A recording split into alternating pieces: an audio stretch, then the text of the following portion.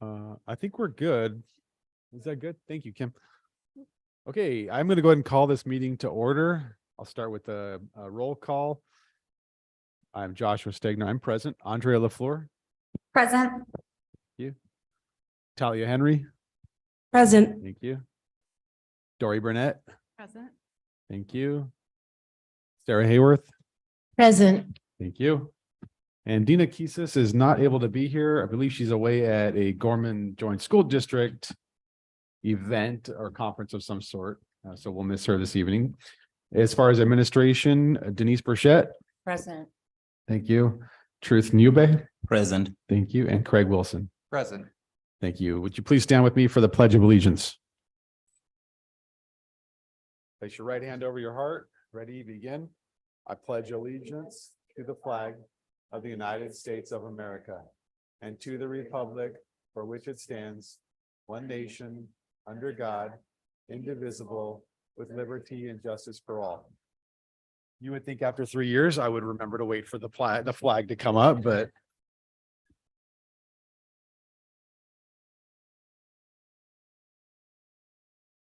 all right, we'll need an approval of tonight's agenda. I think there was one maybe adjustment though. If we could move item 15 up to the communication from the public. To Yeah. adopt number 7. Yep. Thank Okay, you. yep, that's comments from board members. Could I get a motion for that, please? I motion to approve. I second. Thank you. We'll vote. All in favor of approving tonight's agenda with the change as mentioned, please say aye. Aye. Aye. Aye. Any nay? Any abstain? All right, the agenda is approved. Next, we'll need an approval of the minutes from the June 15th meeting. I motion to approve.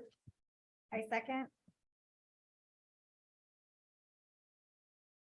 All right, all in favor of approving the minutes from the June 15th meeting, please say aye. Aye. Aye. Any nay? Any abstain? All right. Next is communication from the public. Is there anything that we know of here or in Redlands or? I don't. We don't have anyone here in Santa Clarita, so Or Santa Clarita. Okay, thank you. you are welcome. Nobody here in Rutland's.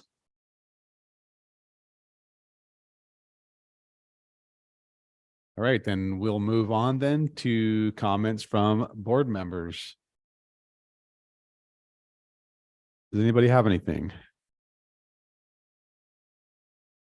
I just want to say thank you for these keychain gifts. These are really cool. Does anybody want to tell us about these?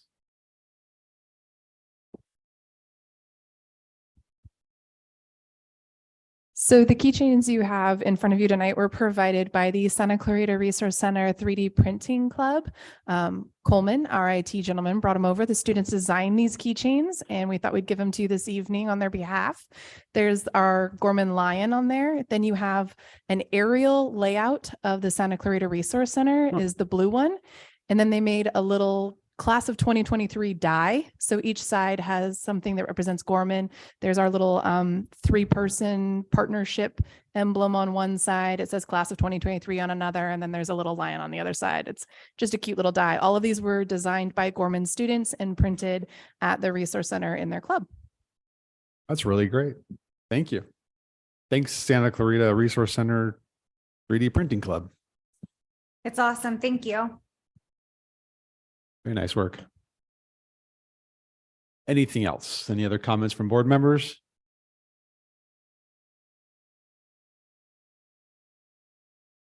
All right, then we will move to the report and communication from first our executive director and then our chief business officer, Denise.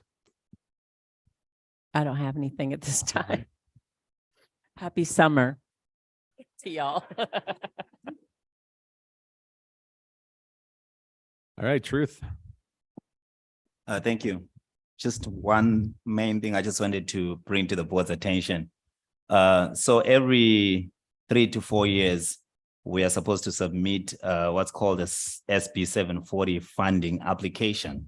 And this application is very important. I can't even emphasize how important it is to our funding. And so there are certain criteria that we have to meet as a school in order to continue being funded at 100%.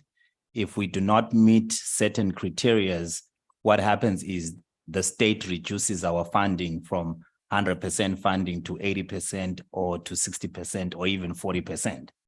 And so this year or last year, we were due to actually submit our application. And I'm happy to announce to the board that both schools have been approved by CDE to be funded at 100% for the next 4 years. So something I just wanted to bring to the board's That's attention. fantastic. Good news.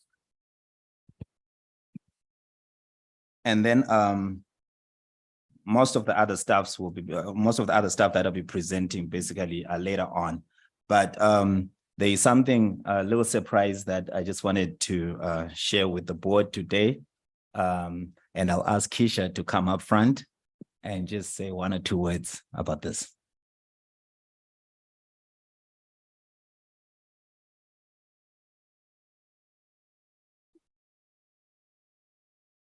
Good evening, board members. Is it on? I would just like to start off by acknowledging our executive director, Denise Burchett. She is an awe-inspiring leader that we have had the pleasure of working with for many, many years. And so I just want to read just a little short excerpt about Denise and our gratitude for her and her leadership. So Denise has been with Gorman for 23 years, has held many positions during that tenure. She started off working at Gorman as an IST and over the time moved into several administrative roles. Some of those roles have included positions as ERA, which is similar to our RDs that we have today, Director of Academics, being appointed as interim executive director, then of course, moving into the executive director role. She has been recognized with several distinguished awards, including the 2022 Pioneer Award, which was presented to her by A+. Denise has made a lasting impact on the students, staff, and the community through her selfless dedication and endless commitment to education.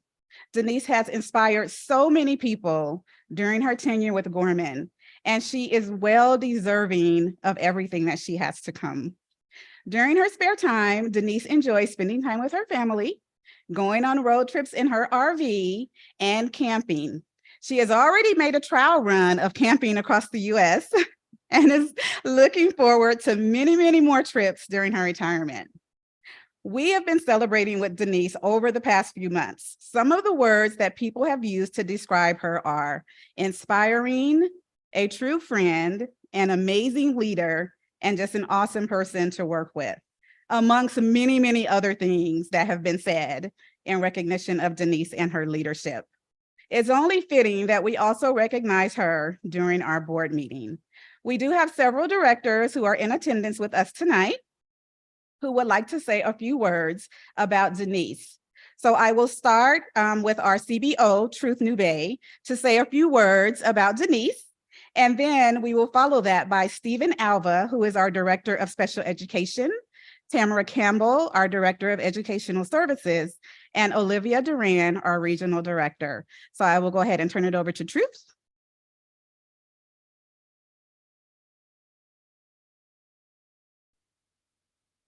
So that part of me being called up wasn't part of the program.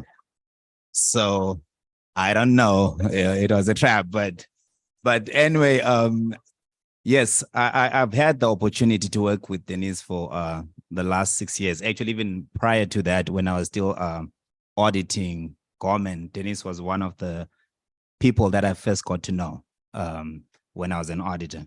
And over the years, I've learned a lot from Denise. One of the things is that she's a fearless leader, right? Denise, I've seen Denise leading the school through the valley and through the mountain. And there are times when things will be rough for her, to a point where, you know, she'll be even thinking, okay, is this a good gig for me? But somehow she will still continue and running. And so one of the things Keisha mentioned about, you know, she's inspirational, good person to work with. I will add and say she's very caring. She has the heart of wanting the best for everyone at Gorman. And that I've seen myself. At times, even in our discussions, I come from like a business standpoint of view, and it balanced us very well, because I look at things even from a business point of view. She will look at things from a business point of view, but also from the point of, okay, you know what, maybe this is best for the school. Maybe this is what we can do. And so today we just want to say to you, Denise, I want to say to you, yeah, you've ran a good race. You fought a good fight. And so as you go into retirement, I wish you all the best, and may you enjoy that tour of the world. Thank you for everything that you've done for us and for me. Appreciate you. Woo woo, go Denise.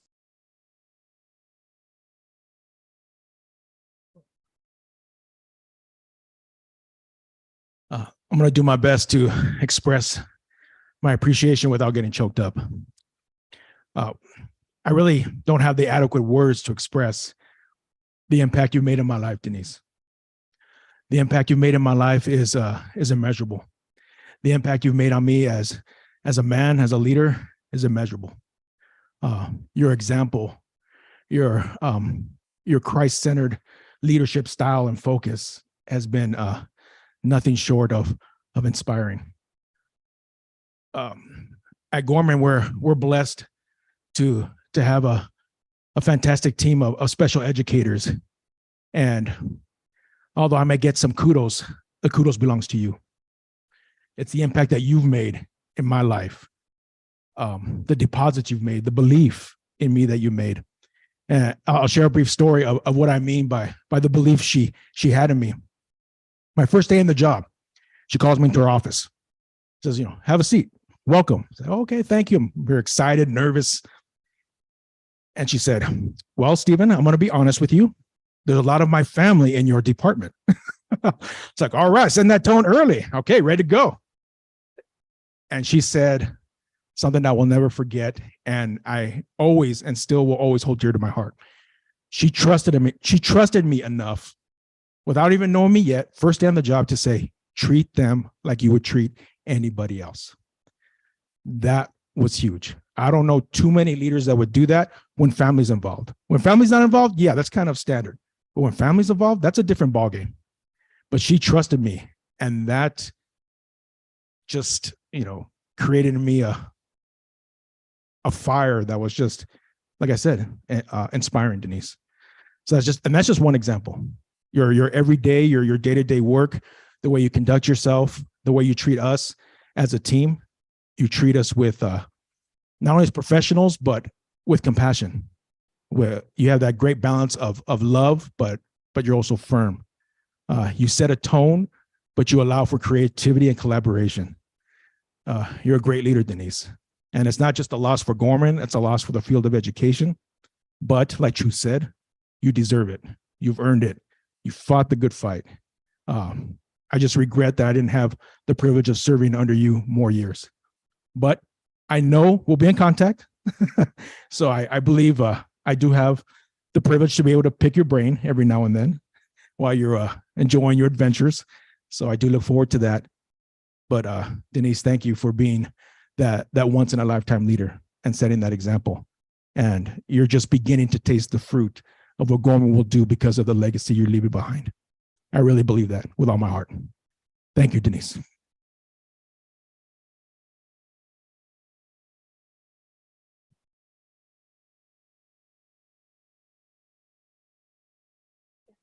Really hard. Oh my gosh.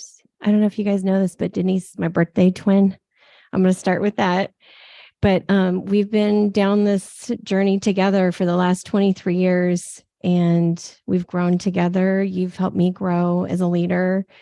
And I just want to thank you for your years of service, and most of all, for not giving up during a lot of trials and tribulations that Gorman has gone through over the years. And I won't bring those things up, but thank you for never giving up and always believing in all of us.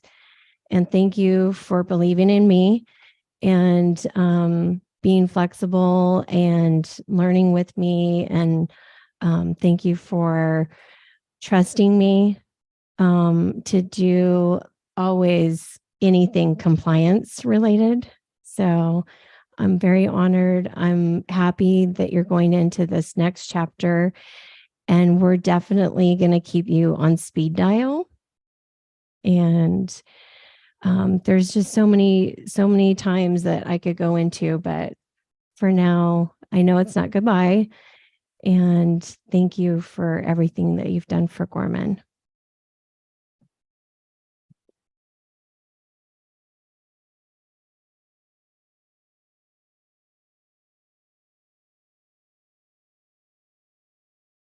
Hello. Everyone said everything already, but Denise has been such a role model and such a leader for us. She hired me to teach geometry in a Rancho Cucamonga facility as a facilitator. And she trusted in me that I was able to teach those kids what they needed to know. And then it's hard because I've said this a couple different times, but Denise, you've allowed for us to be the leaders that we are today. Everyone up here that has spoken already for you is because of your leadership and because what you've allowed for us. You look at our strengths, you've allowed us to grow, you've allowed us to cultivate what we do best and you've taken those strengths and you've allowed us to become strong leaders. And I appreciate that. Thank you. She's been a shepherd for Gorman. You know, we think of that, but she has taken so many hits. She has protected Gorman. She has protected her staff. She's protected. I know you guys look at it through, different lenses, but as a staff member, as a parent of Gorman, there are things that Denise has taken on her shoulders and has protected, that only she understands. And I thank you for that. And I wish you the best. You deserve to be able to go out and see what else God has in store for you because he's not done with you yet. So thank you.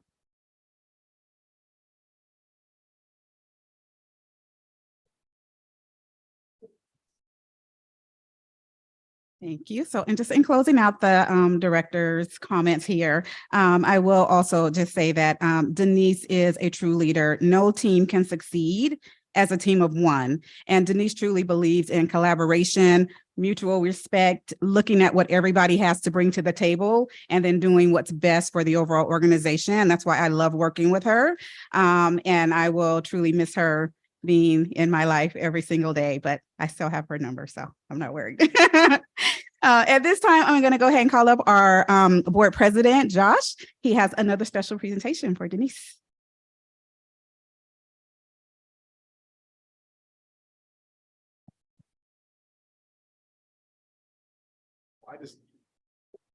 I just have a small gift for you on behalf of the board to thank you for your service and say thank you for your service. Just a couple of words as I've reflected on my time with you. I've appreciated your kindness. I've noticed your kindness towards the staff, towards board members, consistently kind. I've also just seen your grace under fire in different situations, your poise, and also I've just appreciated your discretion in handling matters that were often difficult, not just regarding yourself or anybody else, but just in general. And so those are some things that I want to say about you. And I have a little gift. You can open it.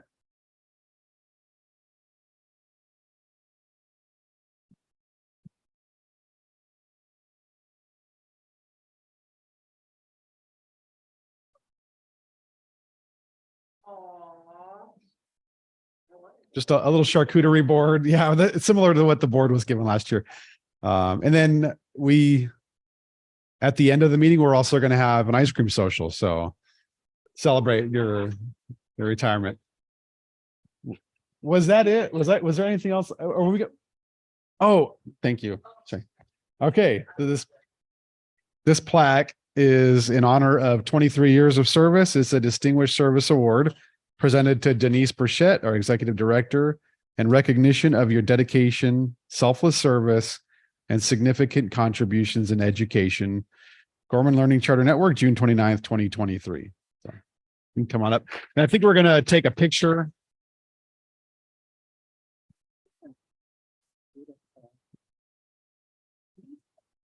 Just the two of us, not the. Okay.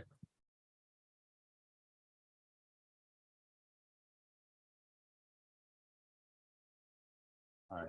That's beautiful. Thank you, Denise, and congratulations.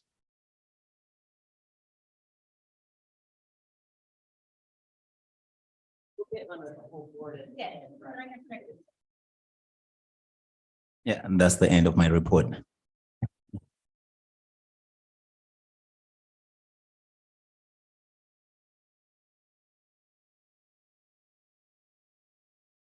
Did anybody else want to say anything at this point, or would anybody like to regarding that? You never- I have an idea. Maybe we could get ChatGPT to clone her. Oh my God.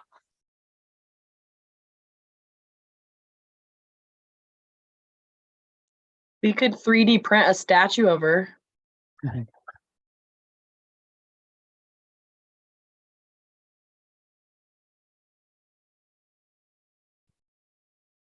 I do have something to say. I would just like to thank Denise for her years of service. I know everybody has, known you longer, served with you longer. In my short time here as both a parent and a board member, you really are a vital piece of Gorman, and your work here is very much so appreciated. I see you as both a parent and a board member. I've seen the things that you've done. You should be very, very, very proud. You should be very proud. Thank you so much.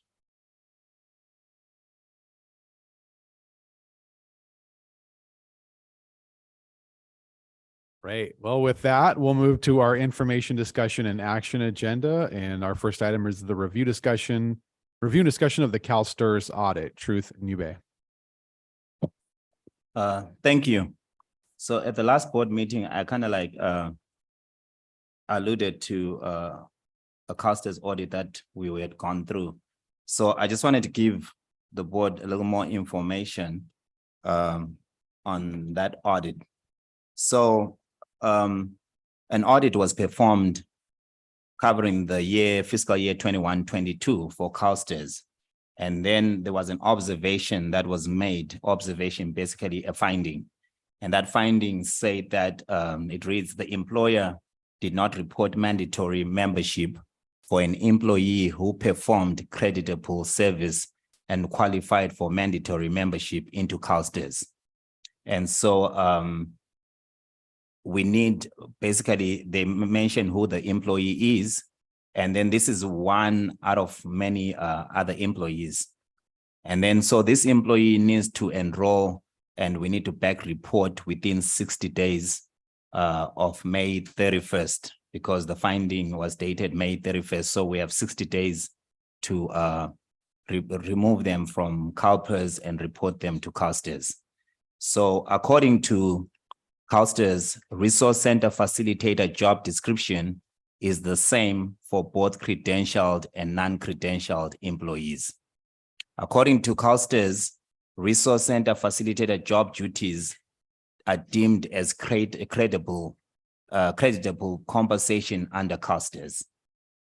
So what needs to be done? So I've kind of given you guys what the finding is, and so what needs to be done. We need to perform an audit to determine how many non-credentialed Resource Center facilitators were enrolled in CalPERS as of January 1, 2015 or later, and provide a list to CalSTRS within 90 days of the finding, which was May 31. We also need to back out earnings from CalPERS and report to CalSTRS effective back to the date of hired in Resource Center facilitator position. How will this affect Gorman as a whole and their employees? The fiscal impact will depend on the penalties and interest charged by CalSTRS for late reporting and payment of contributions once the back reporting is complete. Gorman will have to refund, Gorman will have to refund CalPERS contributions and Social Security contributions, collect CalSTRS contributions, and process 941 tax filings and W-2C corrections for the years the employees are required to be STRS membered. Fiscal impact on employees. Employees will pay less in contributions since they will only be paying 10.205% as STIRS members, whereas they were paying 13 to 14.2% as CalPERS members between CalPERS and Social Security. They will, however, have to refile taxes for the years we have to refund the Social Security contributions for them. What are the implications if government doesn't apply the findings within the deadline? CalSTARS could notify the charter authorizer and request action by authorizer. Also, CalSTARS can institute penalties if the findings have not been corrected within 60 to 90 days. Also, CalSTARS can close government STIRS account and not allow their employees to participate. What are the next steps? We have reached out to Young Minion Co. and we have an attorney that's responded and is looking at the situation and will let government know if they can appeal the finding. We are also in the process of scheduling a meeting between government, DMS is the third party that's helping us with our retirement, and also CalPERS to discuss the implications of the employees already enrolled in CalPERS and what can be done if any of the employees have already retired through CalPERS. Before we do any further action, we wait to hear if we can appeal this finding. And then there are a few ed codes that basically speak to this subject matter. Some of them are ed code sections 22119.5, 22146.5, 22501, 22508.6, 47605, 47610, and 611. So then the question that maybe might be asked is why haven't we been doing it if the rule has been in place all this time? Does this affect all the charter schools? And the answer is yes, it affects all charter schools. Even the County Office of Education staff was not even aware of this rule. So CalSTARS reference ed code and it's not real clear the way it is written. It says charter schools are different and found some conflicting statements. Some say charter schools are to follow the authorizer, what the authorizer does. And some say charter must do different things. And so an email, like I said earlier on, was sent out to Young Minion Co. to get feedback and clarification. We also requested exact wording from the ed code that they are determining this rule from, and we haven't had that information as yet. The only thing I can find or that was found around this was that we were to align with the authorizing district. If this is the case, our reporting was correctly. So this reporting is something that we've been doing this way since inception. It's something that just came out now during this audit. And then the number of employees that are impacted by this as we stand, we went back and had our staff kind of like look at the employees from January 1, 2015 to now. We are looking at about 50 employees that are affected, with 20 of them being part-time, and more research is being done to see if those 20 actually meet the minimum qualifications to be enrolled in CalSTARS.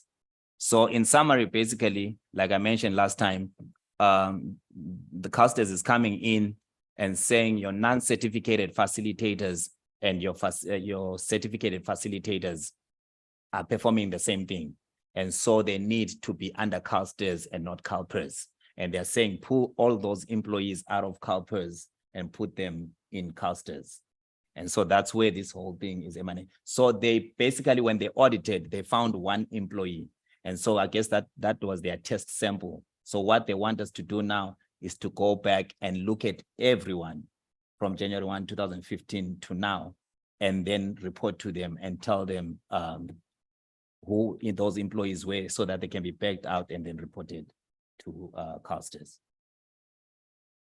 So that's what I wanted to kind of like, that's the information we have. Like I said last time, that we'll gather more information and then at the next board meeting kind of like present on it. So that's what I wanted to bring to the board for discussion. Or there any other questions? One of the questions I would have for legal at when you have that meeting would be then what does this mean for CalPERS? What if CalPERS says, no, we think these employees should be, they're correctly CalPERS, you owe us the money. Like we have these two agencies kind of fighting same day jurisdiction over. Yes, so.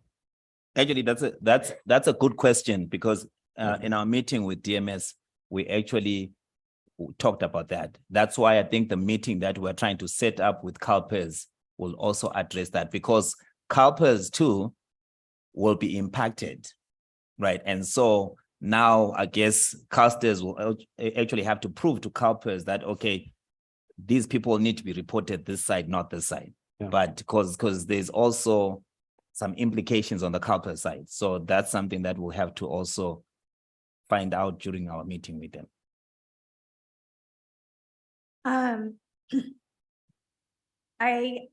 You said that there was, you read off some education, were those education codes or policy numbers? Those are ed codes. Ed codes, Mhm. okay. And those you're saying have been in place, like you just weren't aware of it? Or, because you made a comment about how it's been like that, but we didn't know, but none of the charter schools knew, or something like that. Can you explain that?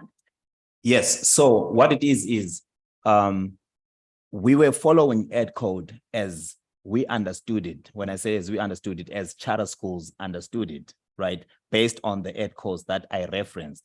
But when CalSTRS came in, and that's why actually DMS reached out to them to request the reference, the ed code reference that they are using to support their position. Because on our side, and this is not only Gorman, this is basically, this finding is something that's happening. That's why many charter schools have actually, I think there is not a litigation, but something going on with attorneys representing other charter schools on the same issue. So it's not something that we were operating knowing that we were wrong and we continue doing that. No, we had a basis for what we were doing at that time. So now the onus that we're trying to put is on CalSTRS to give us more information as to, okay, what ed code are they using to reference this decision that they've made? Because the audit firm that was auditing us, I think represents CalSTRS. So our attorney is basically trying to ask more questions around that. I don't know if I answered. So then, is there a discussion of pooling our resources with other charters to get this situation fixed if it's on like a mass scale? Good, actually, that's a good question. I hadn't actually thought about that, but I think maybe as we discuss with DMS and legal counsel, what we could do is most probably ask how other charter schools are handling it, and maybe it could be a collective effort and people pulling resources together, or maybe the attorneys might say each situation is different or each case is different. So each charter school has to go in individually, but something worth most probably bringing to the table. Yeah. So, and you said our authorizer actually then would pay some classroom staff or report some classroom staff through CalPERS and some classroom staff through CalSTRS, depending on their certificate standard. No, this Is is that true? us. So yeah. I think you said we reflected our authorizer on it, or we done with what our authorizer does too, or? Yes, basically what we have here is that I think I'm trying to go back to what you're making reference to. I thought I heard you say that we're doing it the same way our authorizer does it with that. So I'm wondering if they're. Yes, because some were saying follow what the authorizers do Or practice. excuse me, yes, the practice. And some say charter must do different things. Yeah. So there's conflicting information at that level. Right, Keisha, am I hearing it right? Because you were part of it. You might want to come closer that way.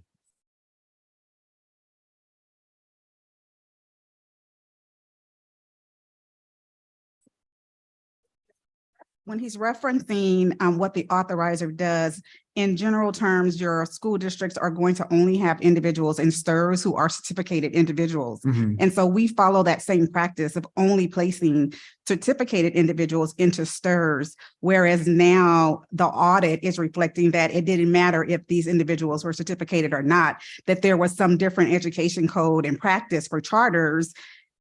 Even though we were following what the authorizer was doing, they're trying to cite a code that they haven't been able to provide that we should be doing it differently. That's what he's referencing. Just for clarification, I'm sorry. Our authorizer would be Gorman, right? Or are we talking about each individual, like where the resource center is located? Like, what are we talking here?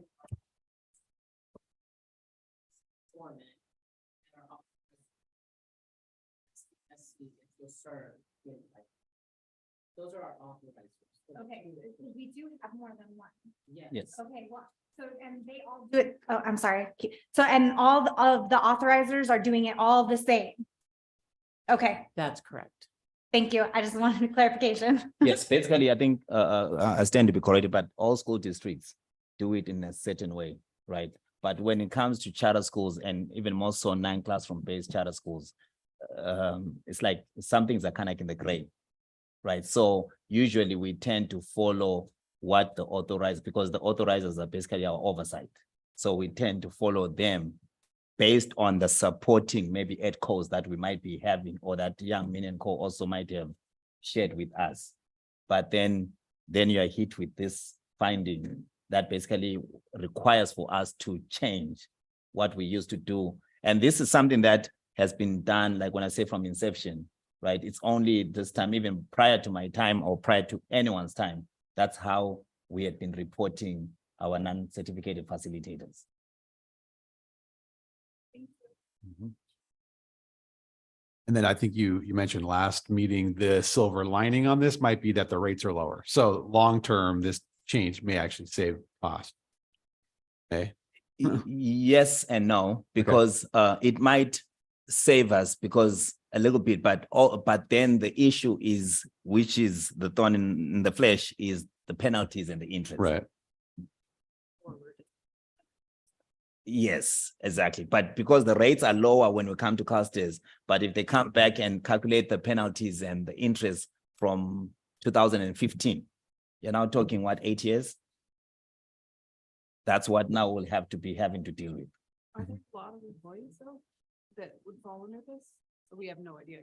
No, like I mentioned earlier on, right now we 50? have 50, Oh. of which 20 are part-time, and we still want to see if they even meet that criteria. Mhm. Maybe it could be less than 50 that we're talking about. But one of the issues too is for those that have retired under CalPERS, and yet they were supposed to have been reported under CalSTARS. So what do we do? Well, it sounds like we're a ways off, but go ahead, Andrea. I know this might be early, but this, I don't know, something that we should probably look at for the attorney as part of an argument is like, if we're saying that staff is gonna have to refile their taxes for like 8 years or something. We should, I don't know, we should look into that being an argument why, because that's a little ridiculous that our employees, you know, are gonna suffer like that and have to deal with all that. Oh. Yeah, so this is kind of like the starting point, because like what Andrea, you're mentioning, there are a number of areas that are being affected by that. And so we need to figure out how do we address those, and how is it impacting government? How is it impacting CalSTARS? How is it impacting CalPERS? Because yeah, like you're saying, 8 years is not something, yeah, it's not something to play with. But that's where we are now with this audit. So we have 60 days, which basically I think now we have maybe 30 if I'm not mistaken, because the finding was dated May 31st, right? So for at least for that party, for that one individual that they cited, that individual has to be pulled out and reported to CASTES. And then the rest, we have 90 days to address that. And maybe also to mention that, remember 2015, we didn't have the second school. So the second school came to place 2018-19. So at that point, we have to go back and see that, okay, when they were being reported under one school, what impact will that have? Now, if we're moving them from CASTES when they were under maybe GLC, and then we transferred them to SPSC, it's a mess, but we'll do it. Okay, so just for clarification again, I'm sorry. So you just said that we had like 60, now 30-ish type days to possibly pull this one person and put them where they need to go. So does that mean that we are actively like making decisions and moving people before we even get an answer from CalSTRS or CalPERS of whether this is accurate information? I don't know how to answer, but what I'll say is, if we have to comply with the audit, we have to comply with the audit, whether we agree with it or not, right? We have to comply, but that's where I think our conversations with legal counsel are appealing, right? Maybe I don't know, we haven't spoken to the lawyer. Maybe the lawyer might even say, okay, let's extend it. Let's request for an extension as we look into this. Then that might give us more time. Maybe the lawyer might say, okay, you guys be in compliance because you don't want to lose you don't want CASTES to report you to the authorizer, or you don't want the authorizer taking action against you or cutting you guys off from CASTES. Okay. So we can ask for an extension, but when it comes to audit, once there's a finding, the finding has to be addressed.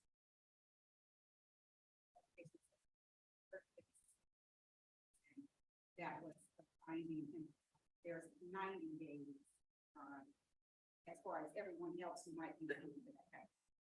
Okay. So we still have quite a ways before we have to regarding the other individuals, but 30 days for the individual who was found in the audit. Okay, I understand. I understand legally what we have to do that, but I just want to make sure that like we're actively fighting and not just, like saying, okay, like legally we have to do this. If we're in the right, then we're in the right. So. Yeah, Okay. and this is from May 31st, correct? Yeah, so the audit was May 30. I mean, the So finding. it's 60 and 90 days from May 30th. Correct. Yeah. So kind of going back to Andrea, what she said is it's just like even with our financial audit, when there is an audit finding, there's an expectation that we address that audit. I mean, that finding. If we refuse to address it for whatever reason, right, the auditors can take that action of, okay, we need to communicate with your bosses per se, your authorizers, and let your authorizer handle this, because now it's going to impact the authorizer. Now the authorizer will have to come back to us and say, okay, what's going on with this? Unless if they are also kept in the loop and saying, you know what, that's fine, do what you guys have to do. At least you've informed us as to what's happening. But in terms of addressing it, we most probably have to address it. But to your point, we will still find out if maybe certain things can be done to even maybe buy time while it's, more investigation or appealing is done. Thank you. Mhm. All right, well, keep us posted, Will do. progress. We'll move to the next item, which is the review, discussion, and approval of interstate travel for the fiscal team members for training. Ruth?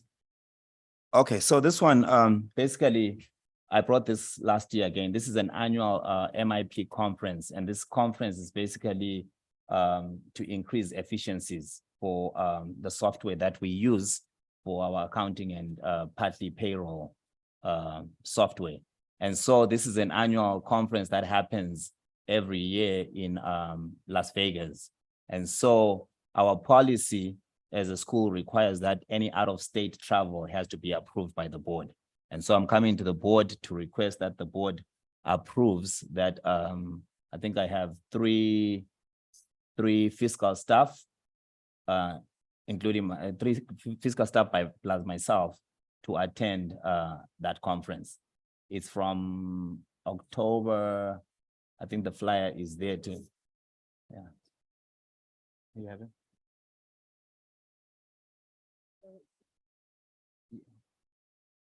Okay.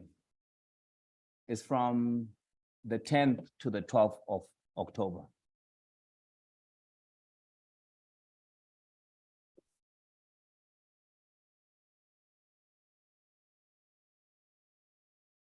Are there any questions about that for Truth?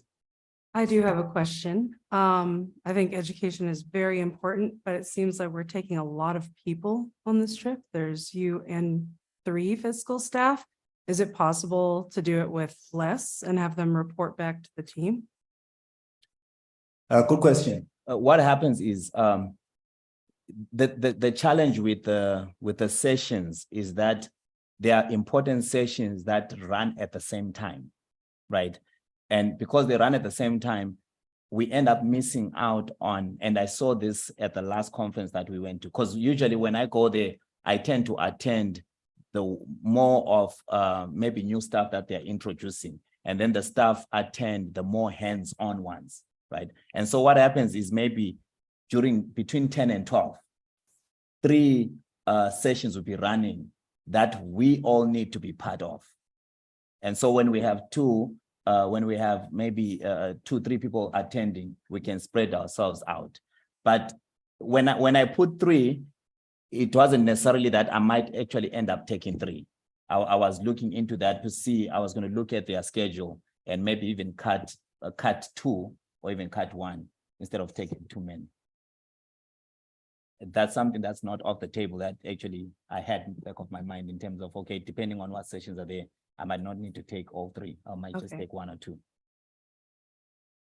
Yeah, I think the conferences are really good, and I get that they impart like a lot of information, and this one looks really good, but I'm kind of with Talia, especially with how we've been working on the budget and stuff. Like I can see like 2 people going, but I don't know about 4. I do understand what Truth is talking about though, because I also sit on the leadership for East Valley Association of Realtors, and we had to fly up to Sacramento, and there were not enough of us to sit in on all of the different trainings and whatnot. So I do understand that aspect of what you're talking about.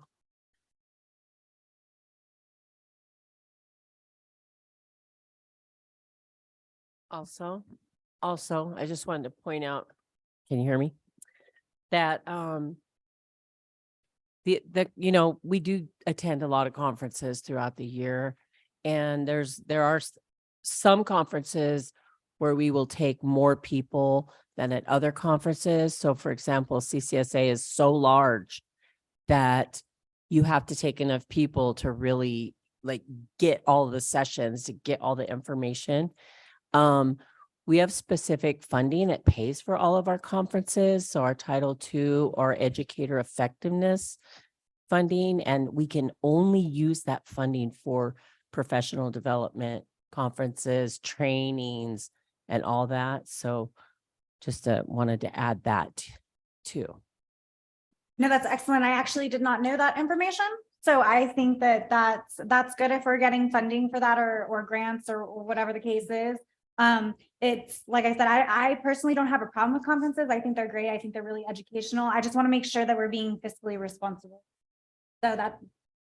Yeah, I agree. The issue is that we are having financial things that seem to be popping up. We have this CalSTRS thing coming, and we're borrowing $1 million from next year's budget to balance this year's budget.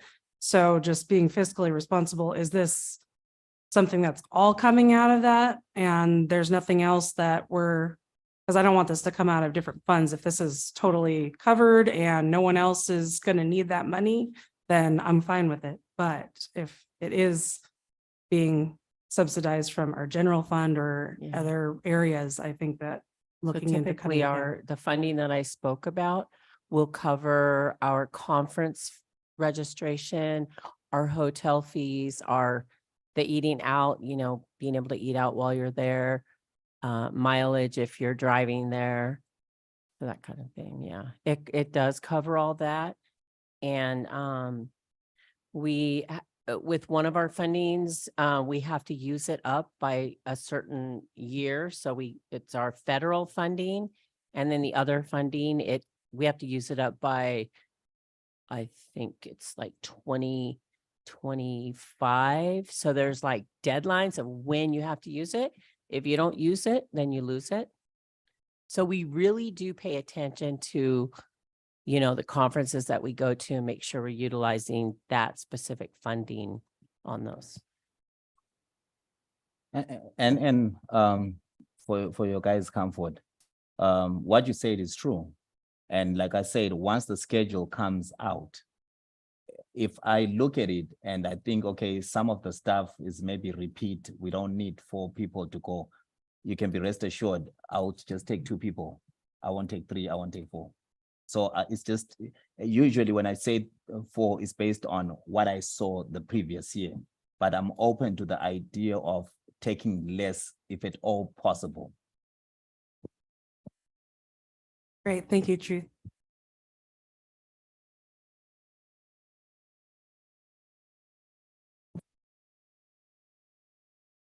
Okay, then we'll need an approval of that. If I could, I'll ask for a motion, please. I motion to approve. Second. Thank you. All in favor, say aye.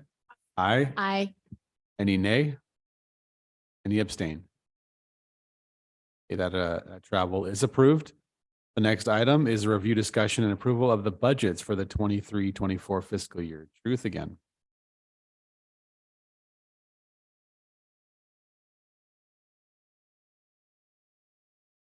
Sorry. Okay.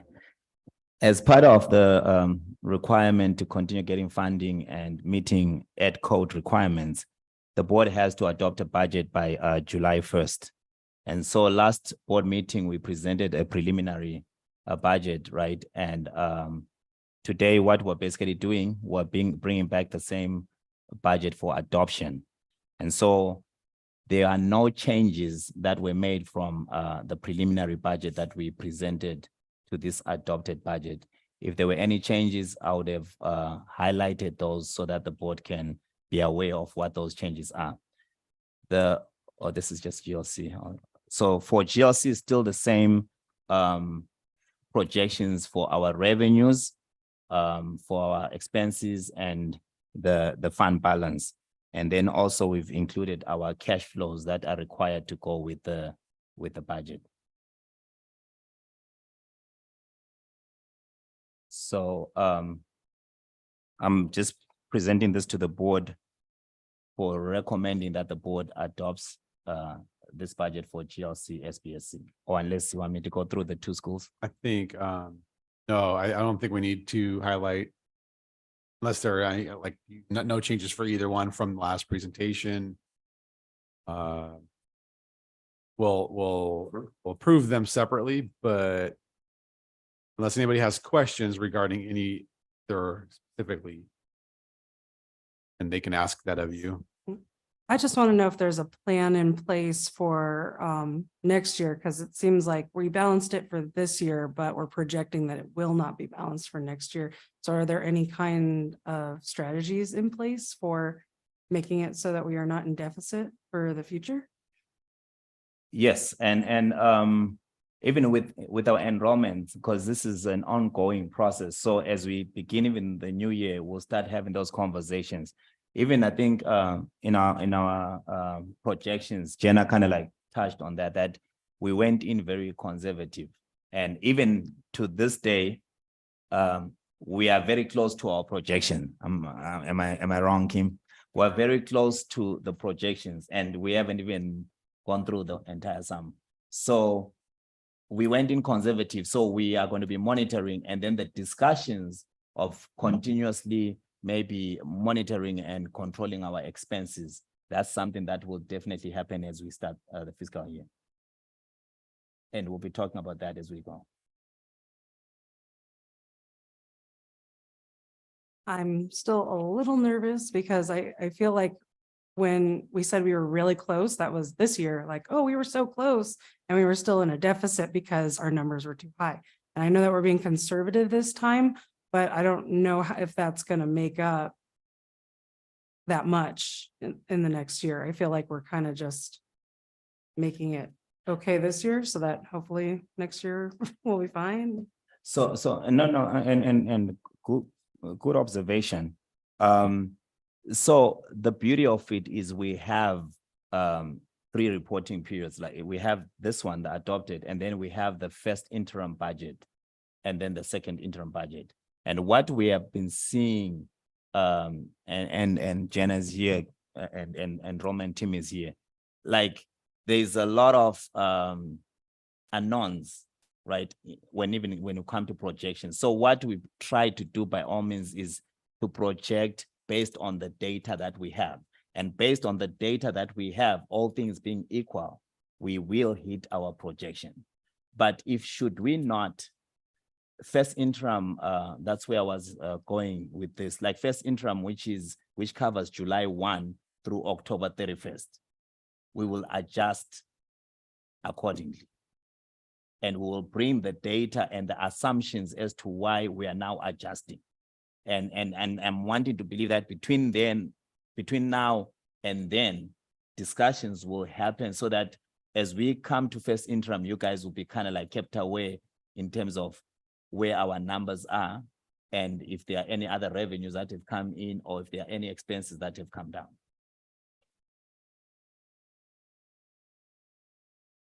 Believe me, we are taking into consideration your concern. I, for one, I don't like a deficit. I want to see building surplus. I don't like operating a deficit. Yeah, and that's my concern. It's surplus for now, but not surplus for later. I Yeah. I agree with Talia, and I get what you guys are saying and where you're coming from, that like, yeah, this is like beginning of next year's, issue. But, oh, I'm sorry, go ahead. It's okay. didn't I see was the going to try to give her something concrete if she wants concrete. answer. Okay. So we have implemented a system this year with our enrollment process. We're attempting to create a better flow through our funnel to prevent stoppage from student enrollments starting and stopping and causing those problems with enrollment that previously created wait lists and issues with getting them placed on PLT lists and things like that. I guess I should start with this. I've recently been moved into enrollments. So hi, guys. I'm moving, and most of you think know now that Terry's taking over and I'm leaving and going to a different department. Where I'm heading is into enrollment, and Jana and I are teaming up. So some of the concrete things we started to put into place. We created an automated enrollment system that moves people through within 4 days. You are all the way in and possibly awaiting enrollment to start uploading your documents. By moving that faster, we're attempting to eliminate any of those barriers that place you on waiting lists or prevent you from quickly getting through that might make you look for other charter schools. We've started an engagement program where you receive emails from us on a frequent basis. And by frequent, I mean every 2 weeks, that engage you throughout the summer. We're going to attempt to hold people on or make them choose us over other charter schools. We are also working with our enrollment processes to create a more streamlined enrollment process, allowing for documents to be uploaded smoother, questions to be easier to answer, a more app-friendly type of a thing, so that as we move through this process, parents find it easier and faster to enroll with us. And again, you choose us over other charter schools. We've been working with our community liaison, who is doing fabulous things. She has an entire social media plan that she's working on this summer that's going to do engagement processes. She's also already been doing tours and things like that for our resource center. She's doing videos and virtual tours that she's lined up this year. She's been shooting the film footage and creating the layouts and everything. And I expect that to come out within the next couple of months. The goal of all of this engagement and action plan is to keep people engaged with our school so that even if you're not talking to your PLT over the month while they're out, you're talking to myself or one of my enrollment team specialists, which makes you already feel connected to Gorman and hopefully results in more hang around, because often what we see is that even though we get close to our numbers, we do lose them at some point because maybe they thought another school engaged them more or something like that. So these are some of our concrete things that we're already working to handle summer enrollments. We also have a goal of bumping up enrollment next year to do more of a winter enrollment session so that we can start getting commitments from new families when they're shopping for a school. And what our data tells us based on a Google map range that we did and a Google algorithm search earlier this year shows us that families are actually starting to look in February and March is when they're starting to hit that Google button that says charter schools near me. So our goal is to maximize our Google algorithm output, putting us at the top of charter schools near you in the 7 counties that we cover. And the way we're doing that is we're publishing reviews online. We're getting ourselves onto those major publications and review sources for all schools like greatschools.com and things like that. And by putting our reviews on there and creating more of an output page within our website, we can then start to beat that algorithm and get ourselves at the top. I hope that helps. I have to say, with you in enrollment, I feel very confident. Not just her, Jenna. Don't forget, it's her and Jenna. Okay. And Jenna, you too. But I mean, what a great presentation you just gave us. I know. You're amazing. Did you say enrollment or marketing? I was confused because. Enrollment. That was excellent. That's actually all of that makes me so happy to hear. But I would just like to add, because we are discussing like the finances. Enrollment is a huge part of the school, but it is not the only way that we get funding. And I do not feel that that it's the only thing that we should be focusing on as a way to get funding, especially with how how our budget is right now. Like we need alternate funding. Like we need to find alternate ways to fund, because like Talia was saying, like we shouldn't be having to play musical chairs to make everything balanced and to look well. I don't know. I know that this is probably a finance committee issue that we'll discuss and all that, but I just, to add to what Talia is saying and how she's feeling. Yes, I will say that in the education sector, right, the bulk of your funding comes from enrollment. And I think that's why Kim was hitting hard on what is being done to get the enrollment, because we get enrollment based on average daily attendance, right? We can go out and maybe rent out our facility. We can do other things, but they will not generate the same amount of revenue as like having your enrollment go up. So 90 to 95% of your funding as a school will always come from average daily attendance. So that's why she's focusing on that. But what you are saying is true. It's also a matter of, okay, going out there, looking at what kind of revenue sources could we, explore to help increase our revenues. And I also wanted to mention to you guys that in as much as, yes, the budget is the way it is, I'll say with certainty that for the most part, expenses as a school have stayed kind of like status quo, right? Except for the obvious, maybe the step and column increase, right? As well as maybe leases that when we sign the leases, they calculate maybe 3% or 5% increase every year. But other than that, for the most part, the expenses have even, I'm glad Talia mentioned, like when we're talking about the conferences, conversations have been made and directors have actually cut on conferences. And the only way some of them will be attending conferences is based on that funding that Denise talked about, because we have to spend that funding. If we don't, we have to return it. But the issue that ends up leading to this deficit is not maybe necessarily the expenses. It's because we don't have the numbers in terms of enrollment to convert to ADA, average daily attendance, to get that funding that we need. And in most organizations, your biggest expenditure is payroll and benefits. You can cut conferences and all that. That would be just a drop in the bucket. But in order to really start cutting or controlling your expenses, you have to look closely at your payroll and benefits. But what we are trying to do is we're trying to push, because you either control your expenses, bring them down, or you find ways of bringing your revenues up so that you can still have the surplus that you need. Well, in that case, as far as enrollment, do we have a target enrollment number then that would put us as living comfortably, so to speak? Jenna's working on analyzing those numbers, so I'm sure she'd be happy to meet with you and the finance committee. I do want to address something real quick that you reminded me of. I'm also in charge of CalPADS reporting now. If you don't know, CalPADS is the reporting system to the state where we send all of our data. It highly factors into our LCFF calculator, which Truth has been teaching you about. And as the CalPADS coordinator and manager now, I've been working and delving into the numbers to find those little spots where we can get more money from our LCFF calculator by fully making sure that we're reporting our data from our course catalogs and from our student completions and things like that. All the things that have to do with CTE, Title I, homeless and foster, McKinney-Vento, everything like that that factors into our data that needs to be accurately reported in order for us to be able to get full funding from our LCFF. I'm squeezing every dime out of that. So that's another form that we're taking to try to get that funding. So just so you know, we are diversifying. We're not just doing one thing, but we are trying to attack it in several different ways. I appreciate that, but if we're saying enrollment's where we get most of our money and payroll and benefits is where we lose most of our money, we need to hire more teachers every single time that we get a bunch more students, PLTs and the like. So I feel like we're kind of playing back and forth tug of war with those numbers. And so I just kind of, and I feel like our ADA should be pretty high because it's kind of easier for attendance to occur when you are at home. So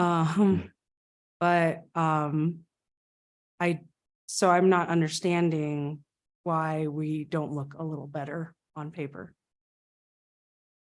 Maybe what I can say, no, good questions, right? But some of them will make more sense maybe in a smaller committee per se, when we start going into detail and addressing and showing more information to kind of like address what Talia is saying.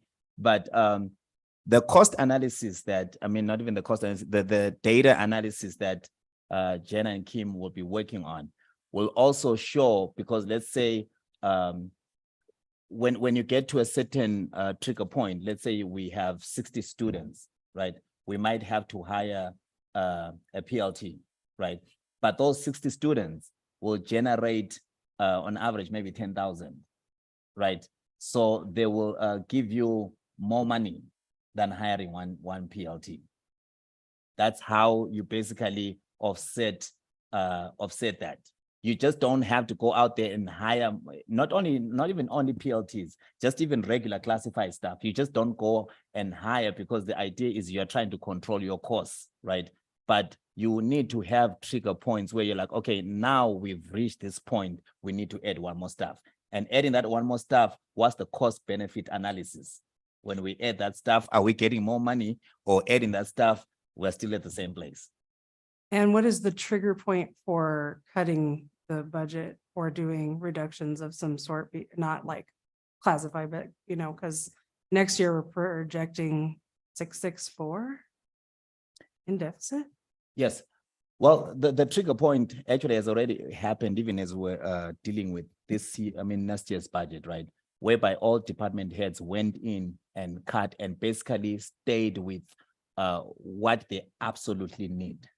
That's why last time I did, extend my gratitude to them, because what they have in their budgets now, it's not excess. It's what they need just to function, bare minimum. Well, then, thank you. And I look forward to the first interim.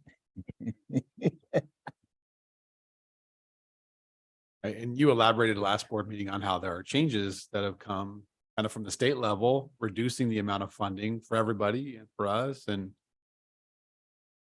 I think we're gonna have to take a hard look at it. I think we need a little more of a plan as far as how to correct that. I don't know if it'll just be a 1-year challenge, like a little speed bump, or things don't improve kind of at the state level and economic level, Come down. or even if things decline further, the problem could become more exacerbated over the next. So we need to take a hard look at that. I'm not a fan of trying to grow our way out of a deficit because, as you're saying, every time you bring in students, there's corresponding increases in student budgets, there's staffing you need. So we really have to look at our programs. We have to take a hard look at everything and look at what is the most important and prioritize from there and cut the things that are not as important. And those are going to be hard decisions to make. I don't take those lightly. More than likely they're jobs. But it is something to be sustainable and survive, we have to look at. So I know even as strategic planning continues to meet, finds the strategic plan for the next few years, those will also have to be incorporated along with the LCAP and along with other things that help us direct where our efforts should primarily be, and then down to the things that are less required when it's thinner, as I think we're moving into. I've been saying there's a recession coming for 10 years. Eventually I'll be right. Well, So well, actually spoken, Mr. President, because one of the things that our authorizers might come back and ask is when they look at our financials and see a deficit, the question they will ask is, what's the game plan out of that deficit? Right? At times, if they see, because they just don't want us to have a deficit without a game plan. Are you guys in a deficit because you are purchasing another facility or because you are growing a program, right? So I think the discussion that you guys are having is rightfully placed. And yes, administration, the team and the board working together, we should be able to come up with something really that will make our board happy. And our stakeholders. the stakeholders. Yeah. I think we're all on the right track, and I get where everybody's coming from and what everybody's saying. I definitely, I mean, I feel like we've we've condensed quite a bit. Again, like, I feel like I would like to make this suggestion, to pinpoint for conversation later, that finding a way to increase revenues by doing ulterior things besides enrollment, like grant writers or, things of that nature. Or, I mean, I don't know if we can do it. I don't know as a charter if we can do it, but like things like the PTA and things like that, that brings in, certain kinds of revenue as well. Being able to like fundraise and stuff like that for maybe for, these guys, you can have somebody fundraise for these guys. But you get what I'm saying? Like we should.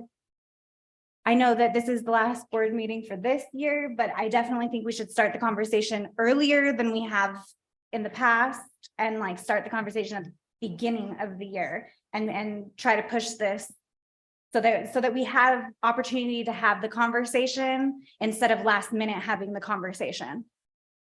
So. And I think what you're saying is true. Nothing should be off the table in terms of where we can find more funding, and nothing should be off the table in terms of what we may need to cut. It's all got to be there.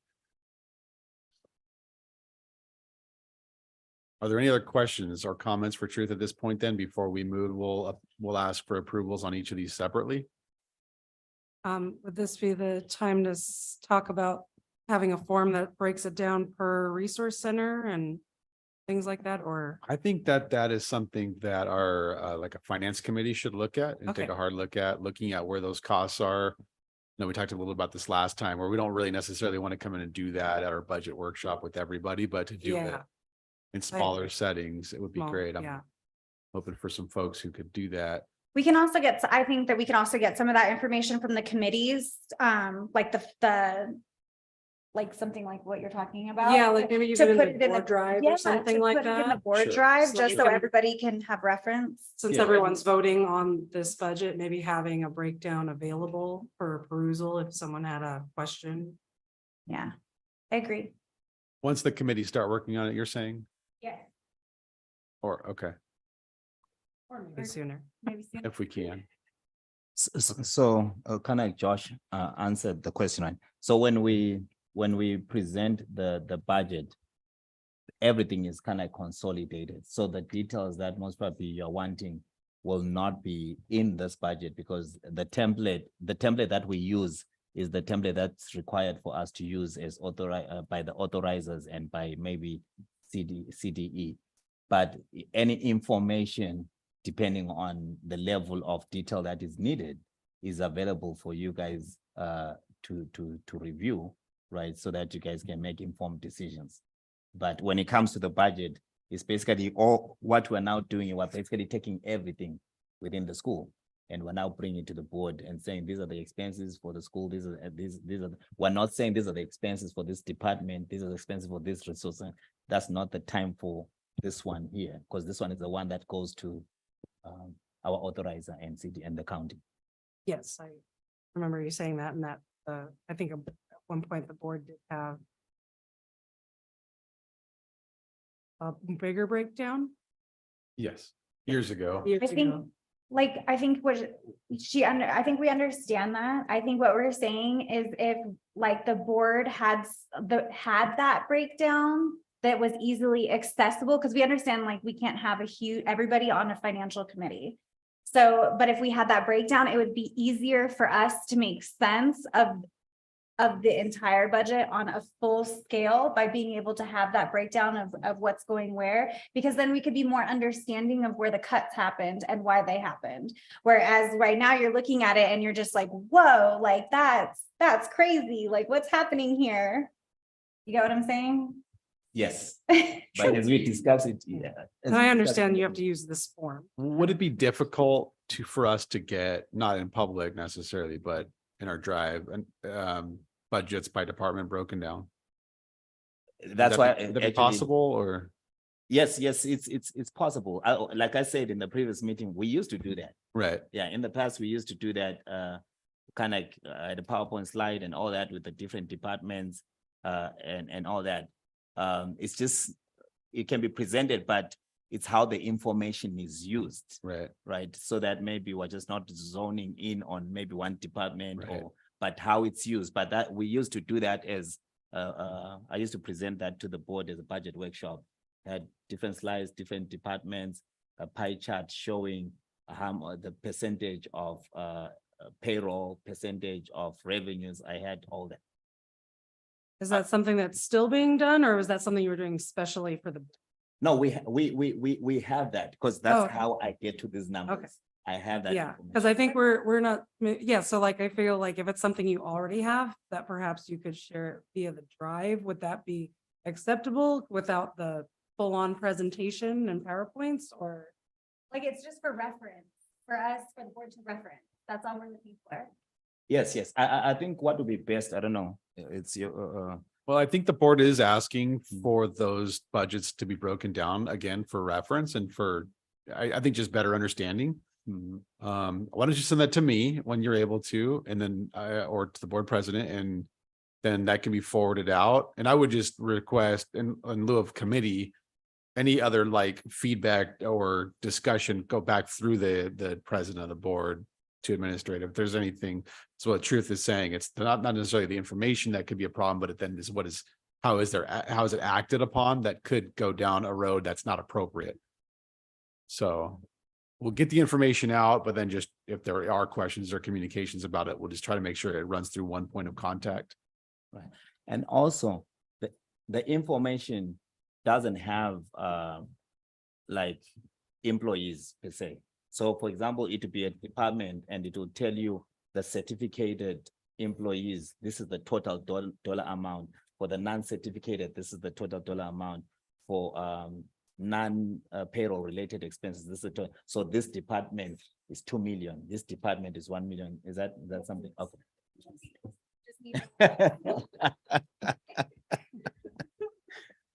I'll do that. I'll send it. I just have to put it in now the PowerPoint. I have the information, but now we just have to go in and put it in that PowerPoint slide, and then I'll send it over to you.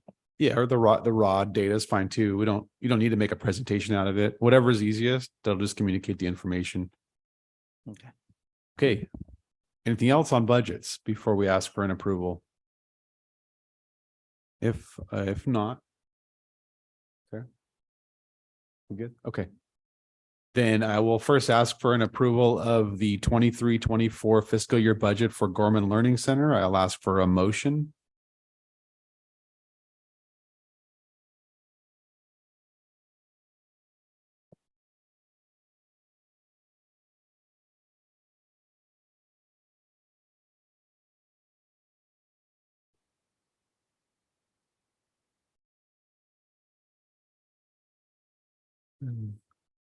If there's not a motion for approval, then I would say we need more discussion.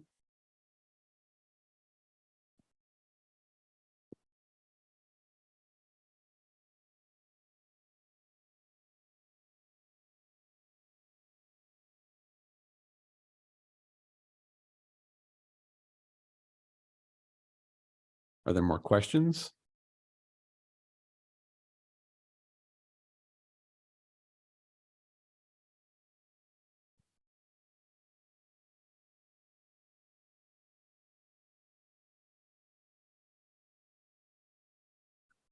Motion to approve.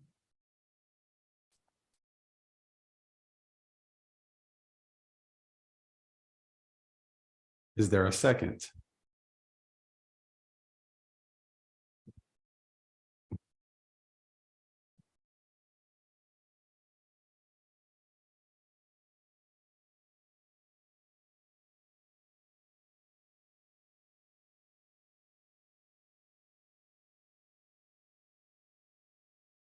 I guess I'll second with can I second with a stipulation? No. I cannot.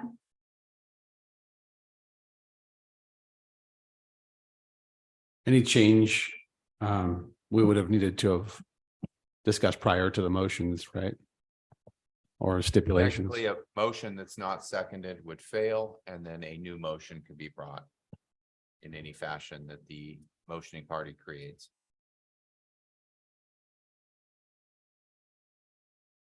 And then also, I was gonna mention that whether it's approved or not, right?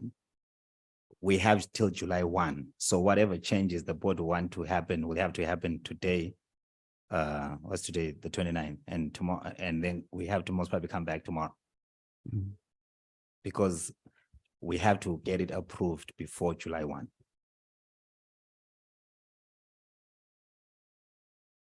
Can I ask a question? I think, as Craig's saying, we would need to let the first motion Oh. fail. Yes. Okay.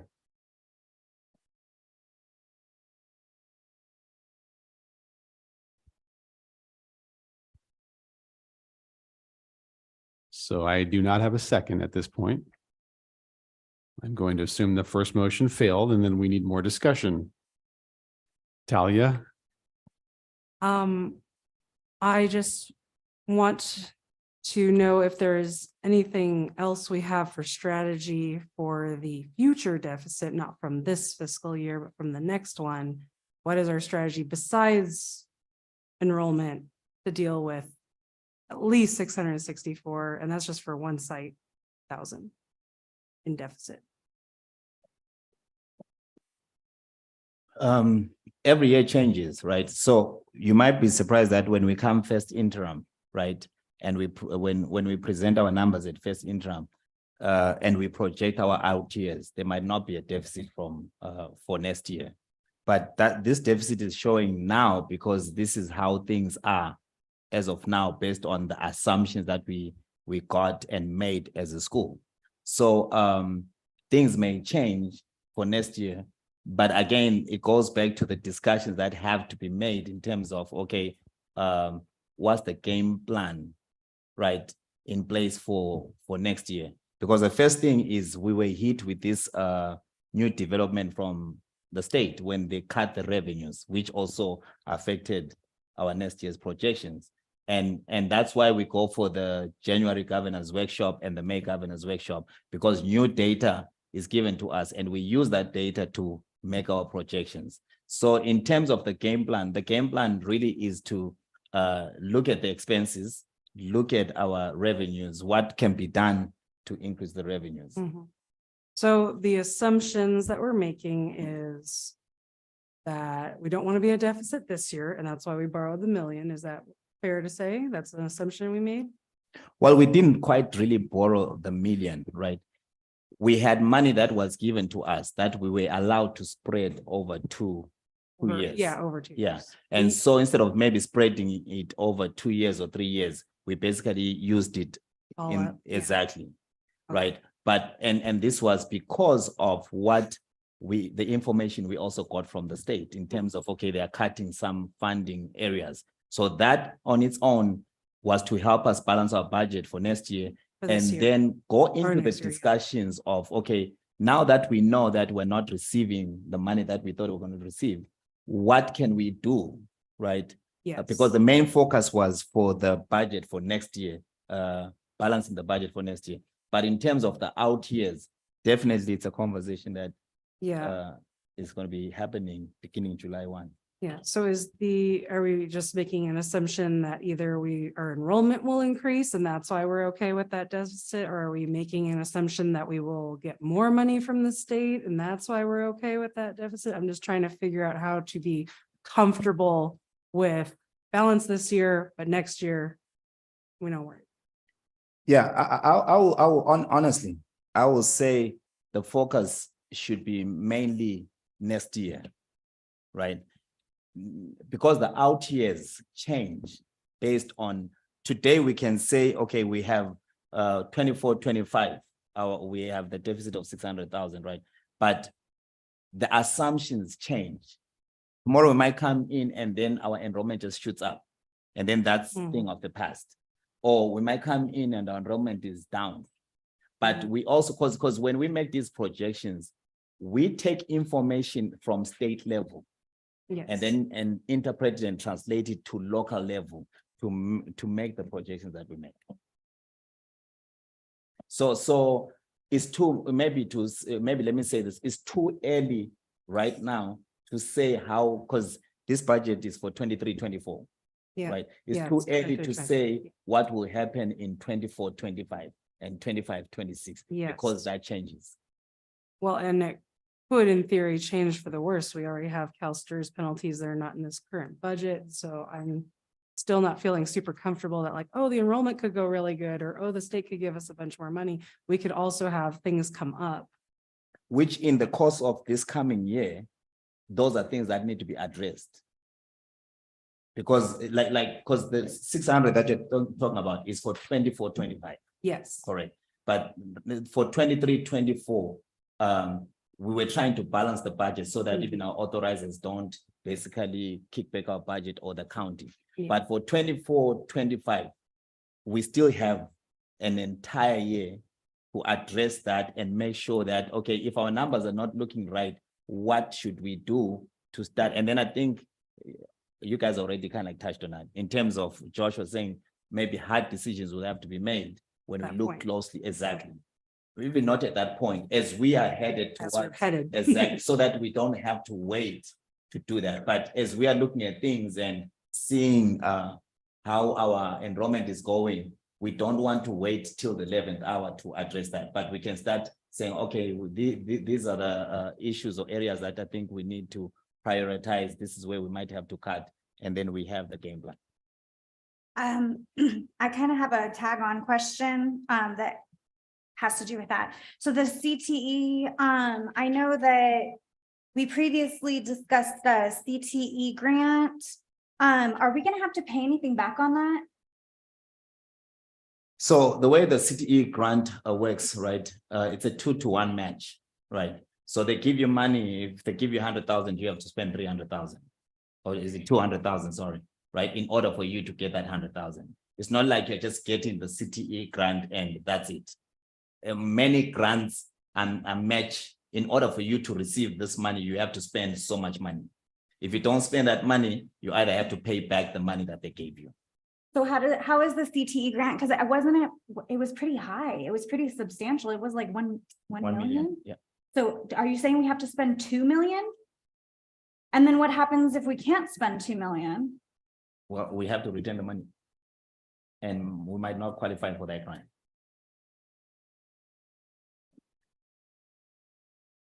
Where was that incorporated? Was that in 23-24 budget or? Actually, that was not even included in the budget. Okay. Can The I- income or the expense? You're Yes. saying, okay. How, and why not? What's that? And why not? Because we were not, it wasn't finalized per se. And also there was still discussion that needed to happen around being able to pump 2 million in order for us to get 1 million. But it's not we like- got approval for it, didn't we? Sorry? I thought we got approval for that. I thought there was a presentation about the approval of that. So we're already locked in and we owe them 2 million, right? We don't have the money yet. We haven't received the money yet. And so basically the way it works with this grant is that whatever we invest into our CTE program, I believe this is how we do it. We turn in the information to them and however much we spent, then they pay us. They match it at that point. Yeah. Is that right, Olivia? Okay, yeah, Denise, you had something else I think you were trying to say a little earlier. sorry. We do have a grant that we're applying for right now. It's called the AIG grant. And it's used for it's an agriculture grant, and that's matching 1-to-1. So whatever you spend, you get from them. It's the same setup where you spend it and you quarterly will turn in your log of what you've spent and your backup, and then they give you a check for that. So they pay you. And then the other thing before that, I just wanted to just say that, we as a school, we have gone through some pretty serious things that have caused our finances to be the way they are. That was no fault of our own. So for example, when COVID hit, we had a lot of students, a lot of families coming to our school, like hundreds, that we enrolled. And you know what happened? The state decided that because we're non-classroom based charter school, Oh, yes. we shouldn't they're going to stop the funding for us. So we didn't get paid for those students, even though we Yeah, took they them froze in. them across the state, didn't they? They Yeah. just froze everyone where they They were. froze, yeah, they Yeah, froze. I don't think that was that only directed at charter schools? I thought they froze everyone. Well, what happened is they froze the P2. So they froze the P2 date, which I think was February or something. Our P2 date was April something. So we enrolled students from that time they froze that to when our P2 would have been. So that group of students, we never did get paid for, but yet we still enrolled them and we provided them with an education, books, materials, everything. So I'm just saying, what I want to point out is that there's just so many anomalies that have happened and that can happen in education. Do you know what I mean? It just, Yeah, you just never know. I And completely agree with that. I think that I'll speak for the families that probably came in that time, that they're greatly appreciated that moment where we took them in and got all that stuff going. So but I feel like we were in a very good state before COVID, and then there was a board decision to go into deficit. Now that we're out of that, I feel like at this point we should be looking at not going into deficit now or in the future. yes, I agree. Actually, Jenna, I think you're going to highlight something for me, right? But as she's coming up, yes, I do agree. But also what I want to let the board know is when we put together the budget and present it, I have to be truthful with my numbers, right? Because we can put the budget in such a way that you guys will be happy that, oh, there's no deficit.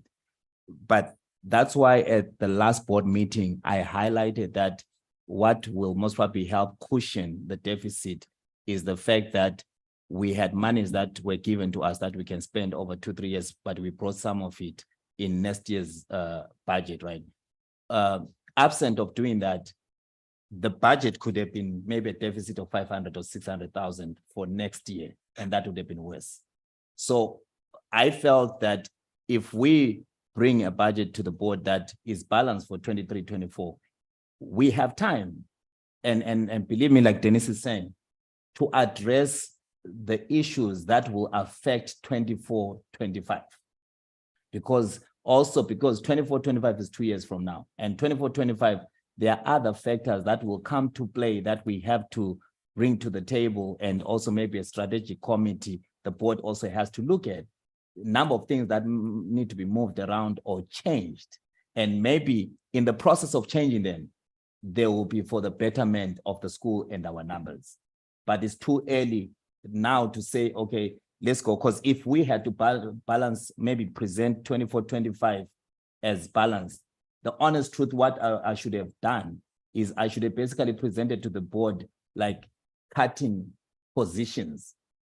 Basically, I'll have to say to the board, in 24-25, in order for us to not have a deficit, I'm projecting that we are going to cut 20 positions. But why would you, okay, and this is where I think I'm having a problem. Why would you say that instead of saying, hey, like we're going to increase revenue by doing X, Y, and Z and have a plan to increase revenue instead of saying, hey, we're just going to we're going to have to get rid of people, or we're going to have to get rid of positions, or we're going to have to cut programs. Like, I don't understand why it's always like, hey, we're going to go into a deficit, or hey, like, you know what I mean? Like there's no solid, like, it's just immediately where we have to cut stuff instead of a solution that will benefit us not only now, but down the road. So okay, this basically is in accounting or finance, right? When you talk finances, you're talking of either increasing your revenues or controlling your costs, right? And controlling your costs, that's why when I say cut expenses, that's part of controlling your costs. And then increasing revenues, I think I've touched on that, because that's what Kim spoke about in terms of, okay, this is what we are doing to increase the revenues. And then you touched on some maybe grants and all that. So when I'm not only focusing on cutting costs, I'm also focusing on increasing our revenues. That's if I came off as though my focus was on just cutting costs, I apologize, but I think I also kept mentioning that we have to increase our revenues by even also making sure our enrollment goes up, because that's where we get 90% of our funding via average daily attendance. So that aspect is there, right? And then also, because I'm basically employing my financial skills in terms of when you're looking at the budget or looking at anything, you look at the expenses, you look at the revenues, and then you balance your budget. So I'm looking at both sides. So, but if it appears, if maybe to you, if it came off as though maybe I'm quick to say cut expenses, no, that's not only that. I'm also looking at how best can we increase our revenues. And I'm sorry, I didn't mean for it to come across that way. What I mean is that we've been on a decline, as Denise mentioned, since 2020. Why are we, I guess I'm just confused, like why we don't have a plan already in place or have not been working toward, like, you know what I mean? Like enrollment, that's kind of, I don't know, like a given, you know what I mean? Like you have to have kids, you have to have enrollment just to be a school. So like, I don't know, I guess I'm just I don't know. Well, we do plan every year from year to year. We sit down, we all bring all the administration and anybody else, we brainstorm, okay, this is what happened this year. Let's make plans for next year. How can we keep like what Kim shared, how can we keep our families? How can we get them enrolled quicker? Because we look at the data and we find out, oh, well, we had this many students that were supposed to enroll, but they dropped out. What happened to them? Where did they go? So this is where Janet comes in with the kind of data that we're collecting to find out. Then we strategize to make plans, how are we going to fix this? How are we going to increase enrollment? Did you want to add? Sure. So I was just going to ask, so would you then say that adding the data position was an answer to the financial situation?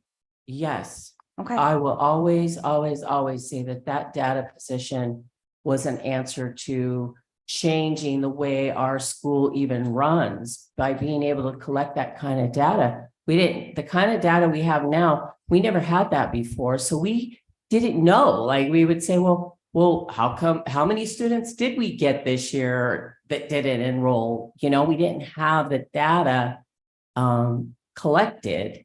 And so all the different data that she collects has given us such a big view of the school as a whole and where we're going and where we're at. Which has now allowed the enrollment issue to be solved, correct? Or working towards being solved. Yes. Okay, so we are moving in the right direction and we have now cited sources of how we're going to get out of this. Thank you. So to jump into the conversation too a bit, we've focused a lot on incoming numbers and predicting enrollment numbers, and that is a huge part of it. But the data picture or the things that we're actually needing to analyze goes so much beyond just our ability to bring students in. It also really hits at the heart of retention. One of the things I was thinking when I was sitting over there is it would be very interesting to pull data on student retention compared to staff retention. If you have staff staying a long time, they're moving up in steps, they're continuing to, be here longer. That means that our staffing expenses are going up at a certain level. If we are not keeping students for the same length of time, for example, as we're seeing staff stay on, that's going to have an impact in terms of what our budget looks like. So yes, our operation is continuing, in fact, maybe even getting better than ever before because of the way that our staff is honing in their own skills. But if we're not able to close the gap between what's happening with our students or even potentially shift marketing, are they coming here just to be rehabilitated and enter back into mainstream, for example? There's more to know. So I think that what's happening here is, and Denise and Truth are highlighting it well, Gorman is a master maneuverer. We know how to take what we have for a school year and adjust for what we have. What I hear the board saying is, okay, great, but what about tomorrow? Because you're looking at next year and you're saying this is not going to work. ESSER is a gift that we had to deal with two unexpected situations, one for the positive and one for the negative. The positive that we had was all the staff moving up that step. That's a good thing for Gorman. The negative that we had, the state of California is experiencing with less money to educate the same number of students. One of the other things I will say in terms of that year-to-year thing, you don't ever want to anticipate a deficit and sign off on it. I completely understand the board's hesitation around that. But I think that when we're talking about things like a finance committee or even strategic planning, this is where the bigger, broader picture comes up. And we happen to be in a space where we need to be very much looking 3 to 5 years ahead because of renewal, because of just the health of the organization. And you're 100% right. We have not grown at a rate that would be hoped for in a healthy environment. COVID hit, it spiked up and it actually dipped down below pre-COVID rates. We haven't been able to get back up to it. So the conversation is so much bigger.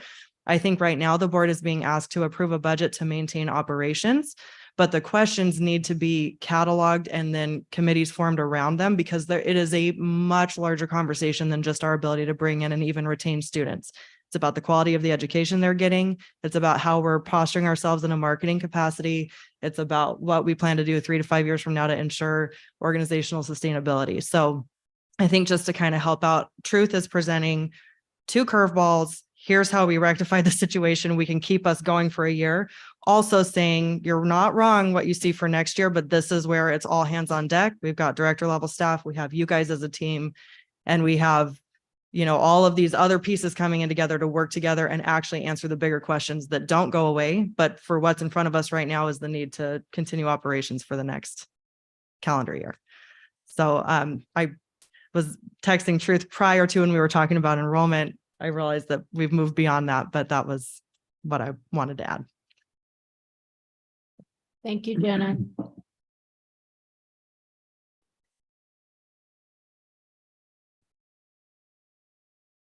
Are there any other comments or questions right now?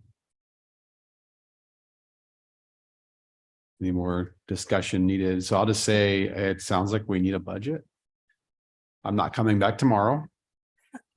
I have plans. So before I even ask for a motion, there are times when we are not able to pass something in a meeting and we have to bring it back and revisit it. There are appropriate times for that. This is not really one of those times. This was presented 2 weeks ago. I've had, I think, one conversation yesterday about it. But I haven't had anybody expressing issue to me over the last 2 weeks or hesitancy to approve it. I'm not sure if you've had conversations or discussions about it. That would have been okay. It would have been appropriate. But I think at this point, this is just not something that we can not do, whether we like it or not. It's not something we can not do. I don't even know what that would mean. And I'm not, please don't take this like I'm telling you, you have to come in here and rubber stamp everything that's put in front of you. But there are things that we can't delay, and this is one of them. So are there any other questions that we can try to address now before I ask for another motion? Or Truth, did you want to say something? No, I was going to kind of tag on to what you're saying. Not having a budget for next year will be worse than the discussion that we're having. And I'm saying this because basically if we do not meet, because this is not me saying we have to have a budget approved by July 1. If the board doesn't approve, which is fine, right? If it doesn't approve by July 1, we will lose our funding because this is a requirement that is required in order for us as a school to get funding to support these programs. We have to have a budget. So if we don't have a budget, then CDE will, it's basically, if we're not audited and if we don't get funding, and not to mention other programs, right? Title I, Title II, if we don't do what we're told to do, we won't get the funding. And then we'll be sitting here having the conversation with no funding. Earlier on, I talked about we are being funded at 100% SB7. We will not get that funding. So, and like what Josh was mentioning, that the reason why we bring the preliminary budget before the adoption is to allow for any changes that need to be done so that I can go back to the drawing table and incorporate your changes and bring it to the board. And then I hear the concerns of the board that they have, but some of the concerns are most probably will be best addressed in a different forum altogether. Because now, if the budget, if the board decides no, they're not approving, it's fine. But the implications of it, I think it's good for me to let the board know what that means.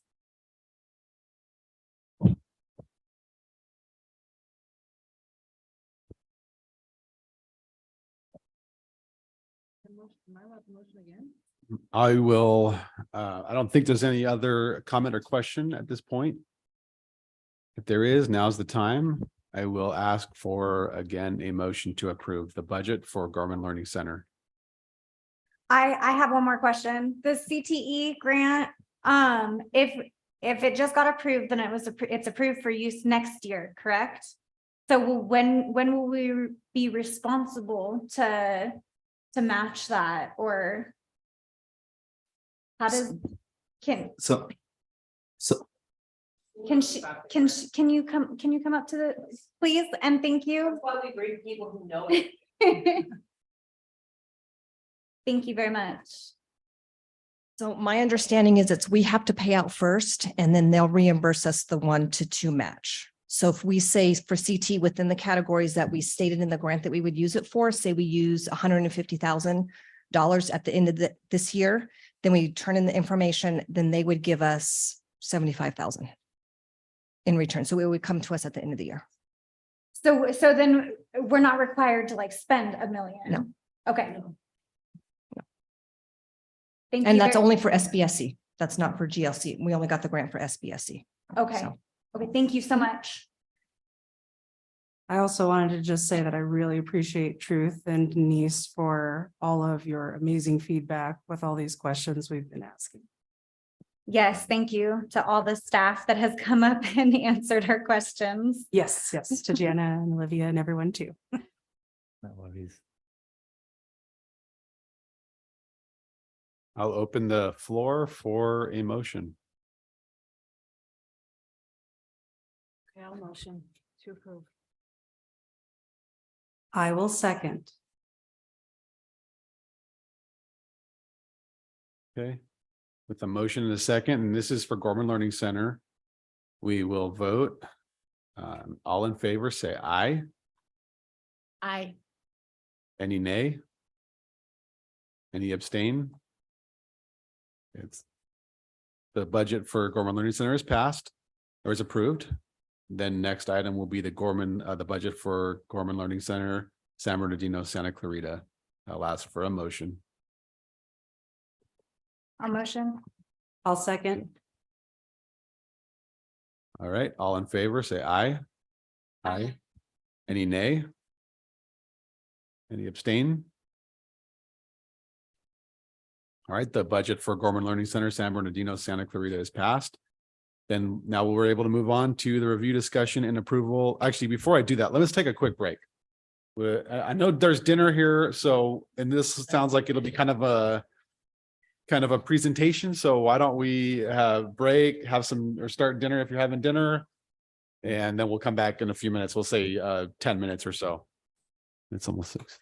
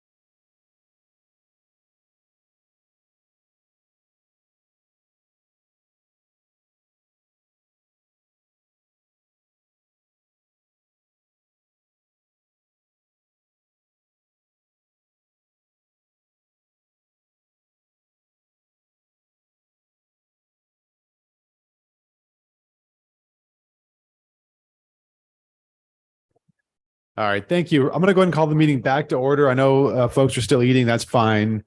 We have next will be our presentation of the review, discussion, and approval of the adoption of the local controllability plan, which was presented 2 weeks ago, and this will be the approval of that plan. Ms. Duran. Can you do the, yeah, and just for the goals and actions, just to go over those real quick. Were there any questions or anything on the LCAP on the plan that was presented 2 weeks ago? Andrea has one.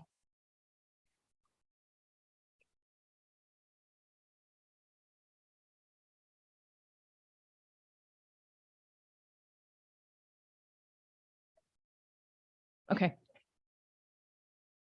So the LCAP, Jana did a great job presenting last time. I don't want to have to say everything if there's other questions you have, but basically it's how we spend our LCFF funds and how we make sure that we're the monies that are being used for our unduplicated pupils, our EL students, our homeless foster students, students that are in those special pop groups. So, and I just wanted to go over the goals quickly. So this is our 3rd year. Next year, we actually create all new goals for our LCAP. So we'll have conversations around the new goals for next year, which would start a brand new 3-year cycle.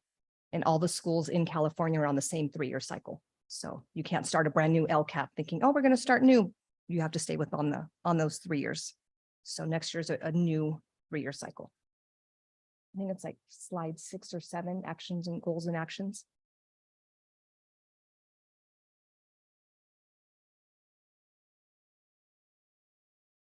And this was a collaborative work between sort of this last month. Jana and Tamara did a wonderful job. We all 3 of us got together, meeting late, trying to make sure we got everything in place for it and that it was here on time so that way it can be approved and sent to our authorizers and to the county board. So scroll down more where it says goals and actions.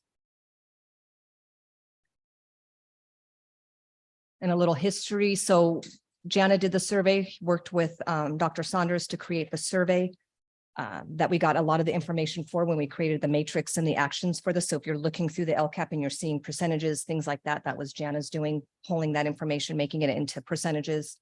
But it really helped to drive where the actions and our goals were. So goal 1 is, I'm just going to quickly recap so that way we can keep on moving. Goal 1 is to equip students at all levels and in all student groups. This is going to be my eye exam.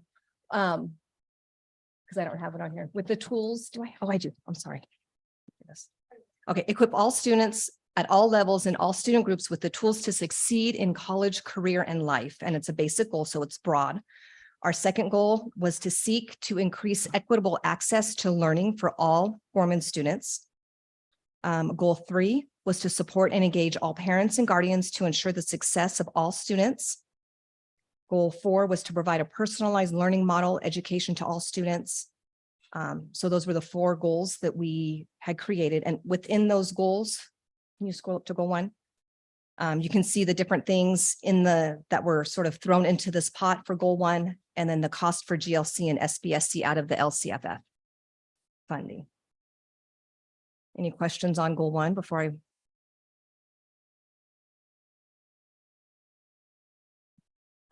I actually had a question that relates to the CTE pathways. Okay. Which, by the way, this report is amazing. So nice job, guys. It says here that broken down, it says 1% of our students out of 400 and something, I've just missed it, are taking CTE. Are we projected to have much more interest than what it's saying here it's saying 5% in 3 years? So over the years, since we've started the CTE program, enrollment within CTE programs have been very small. I think at the most we might have had, I can't give you that information, and our CTE coordinator's not here to give you that information, but I know this year we've actually had 2 students that were able to complete a course.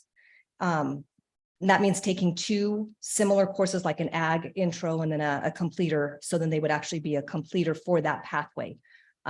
Just to sort of give you an idea, that was for both schools over the VRC. So the idea is that we want to increase that. So we did hire a CTE coordinator for this year. And that we're going to work together with them to get out the information to students. Also, we've also created with the grant that we had to create MOUs with a couple colleges. We created one with Cal State, or not Cal State, I'm sorry, San Bernardino Community College of Barstow. And we're in the midst of doing one with College of the Canyon. So getting our high school students to attend those virtual classes or online on campus classes, which would also help with the VRC, I'm sorry, VRC, CTE. Okay. CTE pathways and things. So getting that information into the hands of the PLT so then that can be communicated to the parents. Having those pathways and having those completers, it helps with our College Board indicators. But currently, historically, the CTE enrollment has been pretty low. So Okay. we're wanting to, and in the matrix, you can see we're wanting to increase that, in a way that would Okay. help overall. Okay, thank you very much. So then goal 2 seeks to increase equitable access to learning for all Gorman students. We want to increase our library of digital training for PLTs, SEL training for staff, curriculum. This is like a climate culture type of goal. Looking at the data, making decisions off the data, educational, technical support, things that came up within the survey. So any questions on goal 2?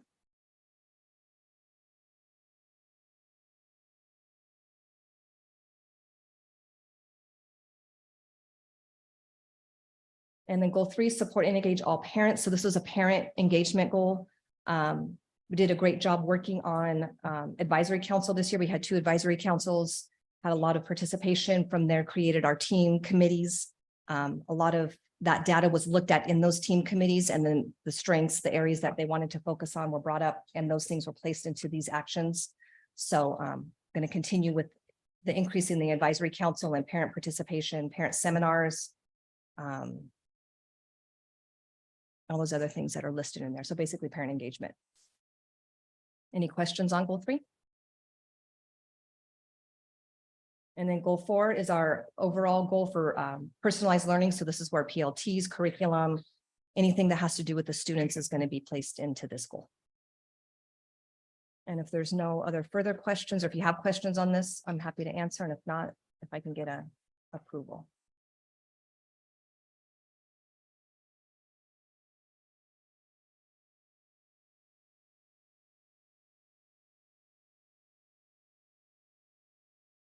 I have a comment. I just want to say, I think all of you are so wonderful and you do such amazing, enthusiastic work. Thank you. And This was a team we're, effort. yeah, you guys are a blessing and we're grateful to have you. Thank you. This was a learn at the last minute. We had Mr. Cornish, who was sort of in charge of LCAP last year. And we just sort of said, you know what, this needs to get done. We buckled up and we just did what we needed to do. And we learned LCAP rather quickly. So, but it was a team. It was Jana, Tamara, it was a team effort.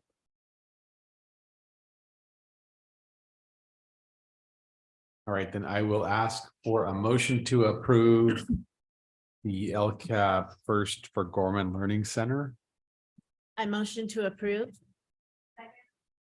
I All- second. Perfect. All in favor, say aye. Aye. Aye. Any nay? Any abstain? All right, the LCAP is approved for Gorman Learning Center. I don't know if there are any tangible differences. Just the costs. Okay. So costs were different. For the amounts that were put into the actions in the matrix. Okay. So. Are there any questions then regarding any of the differences in terms of costs for Gorman Learning Center, SBSC?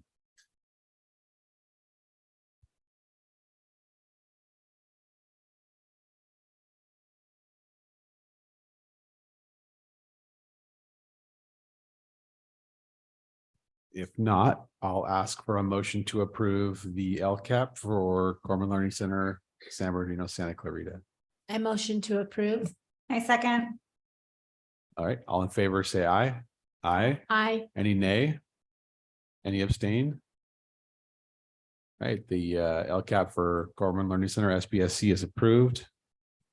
Thank you. Thank you. And I know there were some hurdles and some speed bumps on that, just in terms of staffing. So we appreciate everybody pulling together to do that. All right. Director Campbell is going to present this will be just review and discussion of the Yes. dashboard local performance indicator.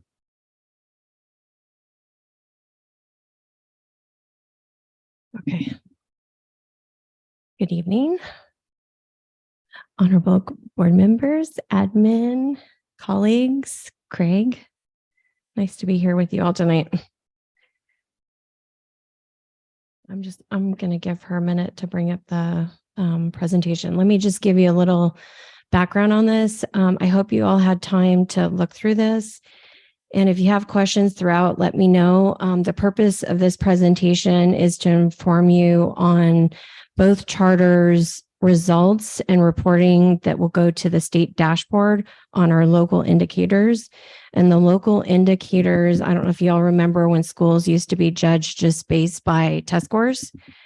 So the local indicators and the way they've redone the accountability system in California is a portion of it is the LEA's responsibility to report back to the state on the local indicators, which I'm going to go into. And I'll go ahead and I can go ahead and talk through it. I have it up on my screen. You're good. You're good. I think you guys all have it, right? The presentation. So everything in here towards the end is what actually gets reported to the state. It actually goes on our dashboard.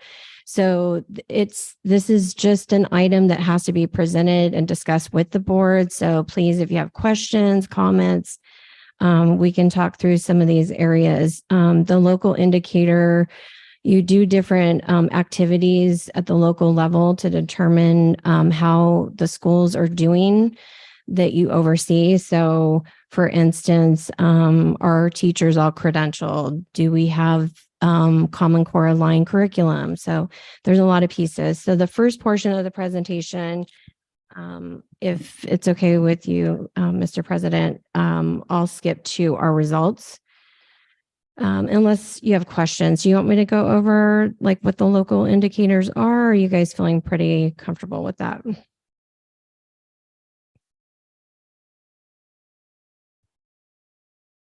Okay.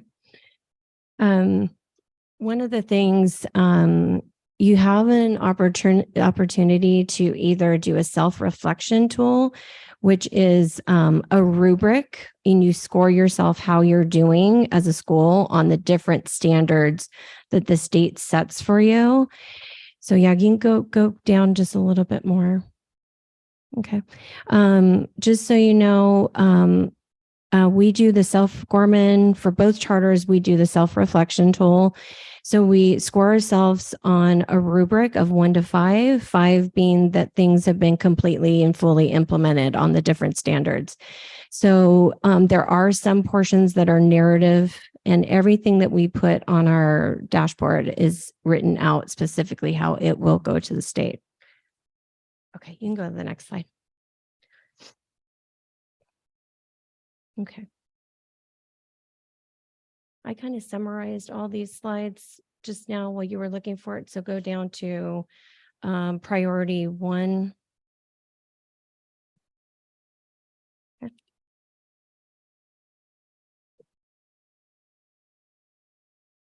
Okay, you can go to the next slide.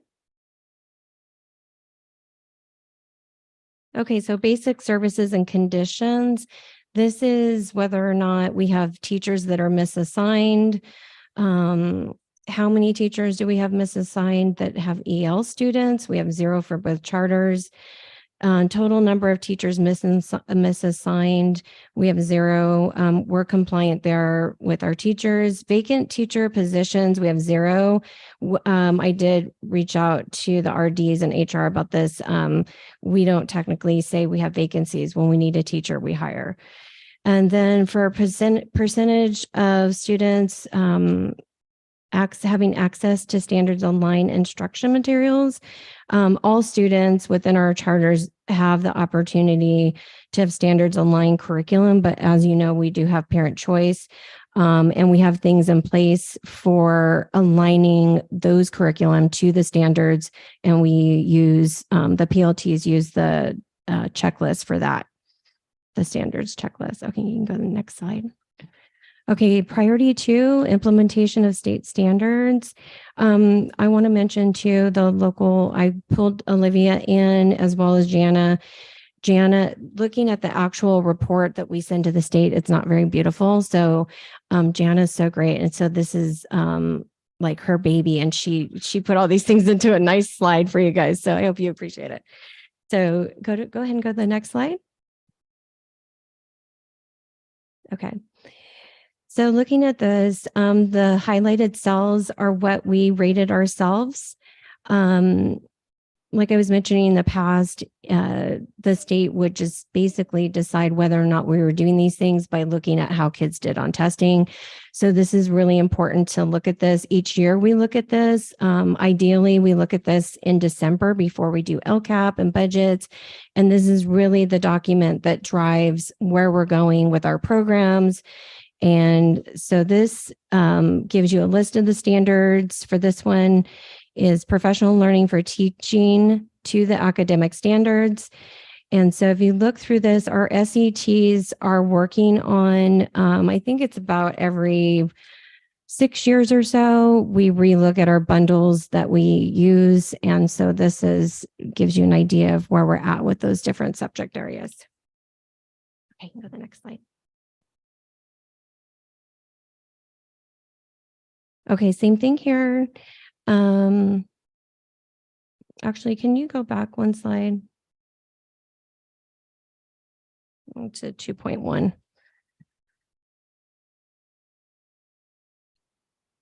I just want to go back to 2.1. I'm sorry. 2.1 is more focused on teacher training. So I wanted to mention there's annual training for the teachers as well as monthly training for the teachers at their monthly PLT meetings. Also, both general ed and SPED are offering parent seminars to improve professional learning for teaching, which since our parents are our teachers, I just wanted to highlight that. I think it's something we should celebrate. Sorry, I jumped ahead mentally into the next slide. So this is the slide where fully implemented, we have bundles for our students in the core subject areas. Next generation science and social studies are work in progress. I believe that those are due, and they're working on those. SETs are working on those programs. You can go to the next slide.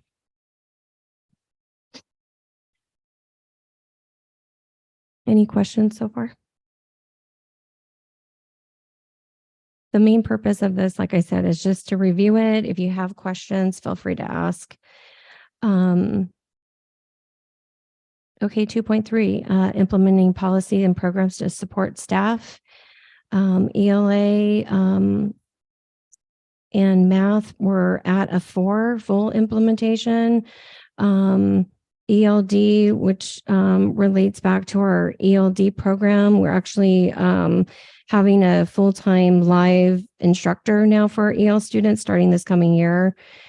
And we still have work in progress for science and social studies. Okay, next slide.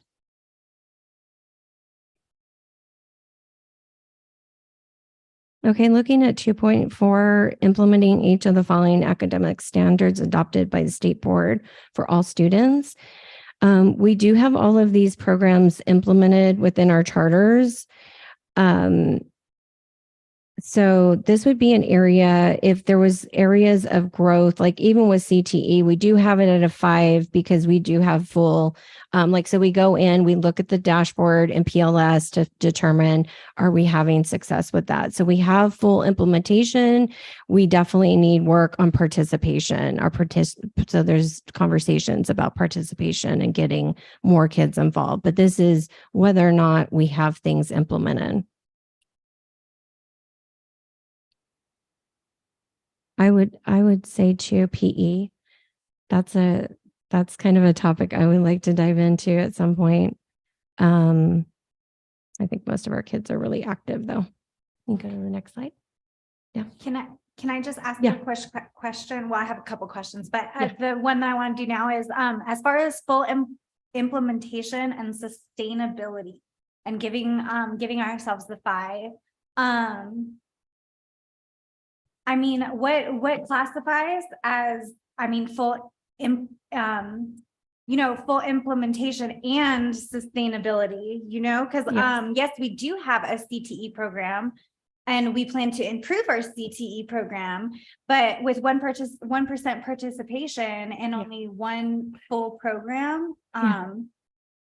like are we really giving ourselves a 5 for that? I don't know. Yeah, I mean, any of these things are obviously up for discussion. They don't give you like a set percentage of what percentage of students have to participate in the program.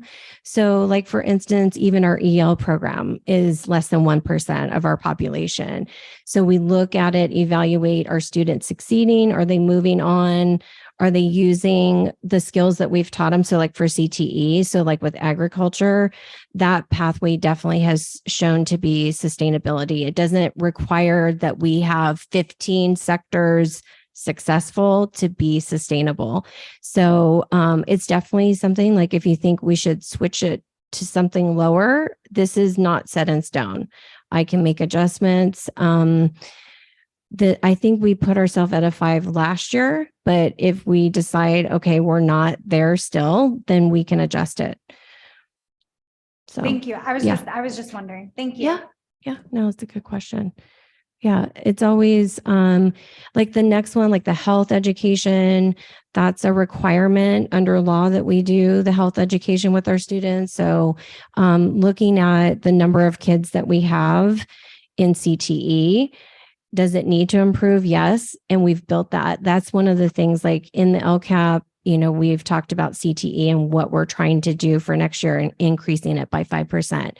But if you look at our overall population of students, we have a very low percentage of students right now that are even A through G or honors. So those are some of the areas that we can work on for sure. And getting the kids to know and be aware of what we offer. Yeah.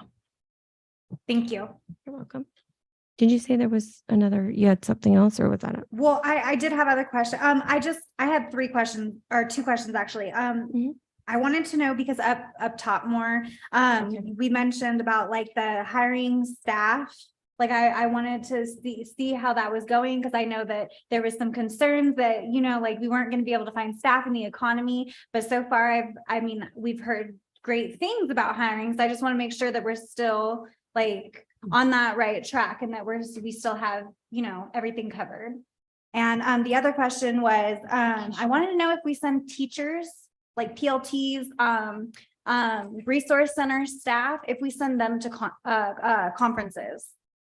I know, Denise, you could chime in. I know we have invited staff, resource center, other staff to like office staff, like business office staff, but Well, typically, the resource center supervisor will attend the conferences, and maybe the assistant and bring back any kind of like train the trainer type of thing.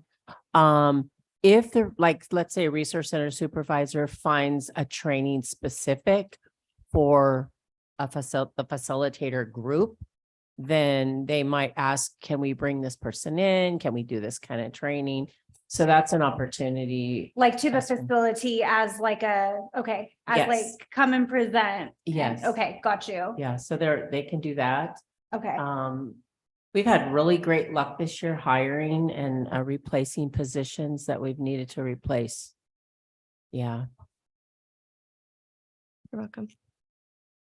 Okay, so 2.5. Okay, so success in engaging in the following activities with teachers and school administrators, identifying professional learning needs. So There are surveys that go out to the teachers to determine what their needs are with training. Those are looked at prior to the annual PDD for teachers. And then also some of those topics like throughout the year are at the monthly meetings for teachers. So professional learning for individual needs for teachers, that would be something that would be discussed between the regional director and the teacher, and a plan would be made for any individual needs teachers have. Or like if they're a beginning teacher, there's like the mentor program that we have. So we have different avenues of looking at that. Okay, any questions before we go on to 3? No? Okay. All right, you can go to the next slide. Okay. Okay, so 3 has to do with parent involvement and family engagement. So, just like as we're going through this, if there's anything that stands out that we have is fully implemented, maybe perspectives are different. Let me know if you think there's anything that we're off on this. But in our model, there's, the beauty of what we do is that we have such a close relationship with our parents and our families. And so we do have, we're down at 5 at all these items. So building capacity and respectful relationships with families. So the RC staff, PLT, support staff are really the face of our organization and building those relationships. And Tamara, can I just point out too, that we've been doing these local indicators for many years, and more than likely we started at the lower end, and then Yeah. so our goal is to move up every year. And Well, yeah, to the because I think actually a few years back on parent engagement, and this is before we even started the parent seminars, we rated ourselves a lot lower. So yeah, that would be nice to look at like the previous ones and then look at these. So yeah, you can go to any questions about this? Okay. On that same note, just as like a side note, because that's a good point, maybe like future reference, like if we could just drop the last LCAP into like the board drive, so we could just, glance at it. That would also be helpful. Yeah. Okay. I was just thinking too right now, like if there's a change on this from like the prior year, like we could put it in there and grade out to show that we've made any changes. So like moving forward, we could do that. That'd be wonderful. Yeah, that would be Yeah. great, especially if you put the years on it, like. 'cause Yeah. I think it's 3-year cycle, right? Mm-hmm. Yeah. So with the indicator, we do this each year. So if something changes, we can just indicate it and put the year that we put that. And we could That's see if we for- went down too. Yeah. That would be helpful. That's really helpful. I like that. I want to make a note of that. Can somebody make a note? I'll remember. Okay. So on priority 3, there is a portion where we have to do the rubric and we have to give feedback on surveys that we put out. So for 3.1, building relationships between school staff and families. As I think you guys all know, like this year, we did get a really big response from our families and staff on a lot of these topics. So for building relationships, 96.6 of GLC and 92.7 of the respondents agreed that educators and staff communicate clearly with parents throughout the school year. In our survey, that there was an area of improvement needed in outreach between and meaningful input from parents of subgroups of English learners and life English learners. There's a couple of things that we are doing this next school year to make improvements towards that. These are the things that you look at in the local indicators and then you implement in your LCAP. And then those are tied to budget items. So one of the examples here is we are moving towards having an English learner designated instructor, which will be a full-time teacher working with our ELs and their parents. And we've also talked about including translating services to remove communication barriers for our English learners and their families. Okay. Okay, 3.2, building partnerships for student outcomes. This would be conferences, PDDs throughout the year, parent seminars, parent orientations, counseling services for high school students. For instance, the services that our homeless and foster youth liaison provides, and also the regionalized SPED support. So there's quite a few things that we have in place that I feel are very fortunate, especially catering to the needs of our parents, being the home teacher, the home educator.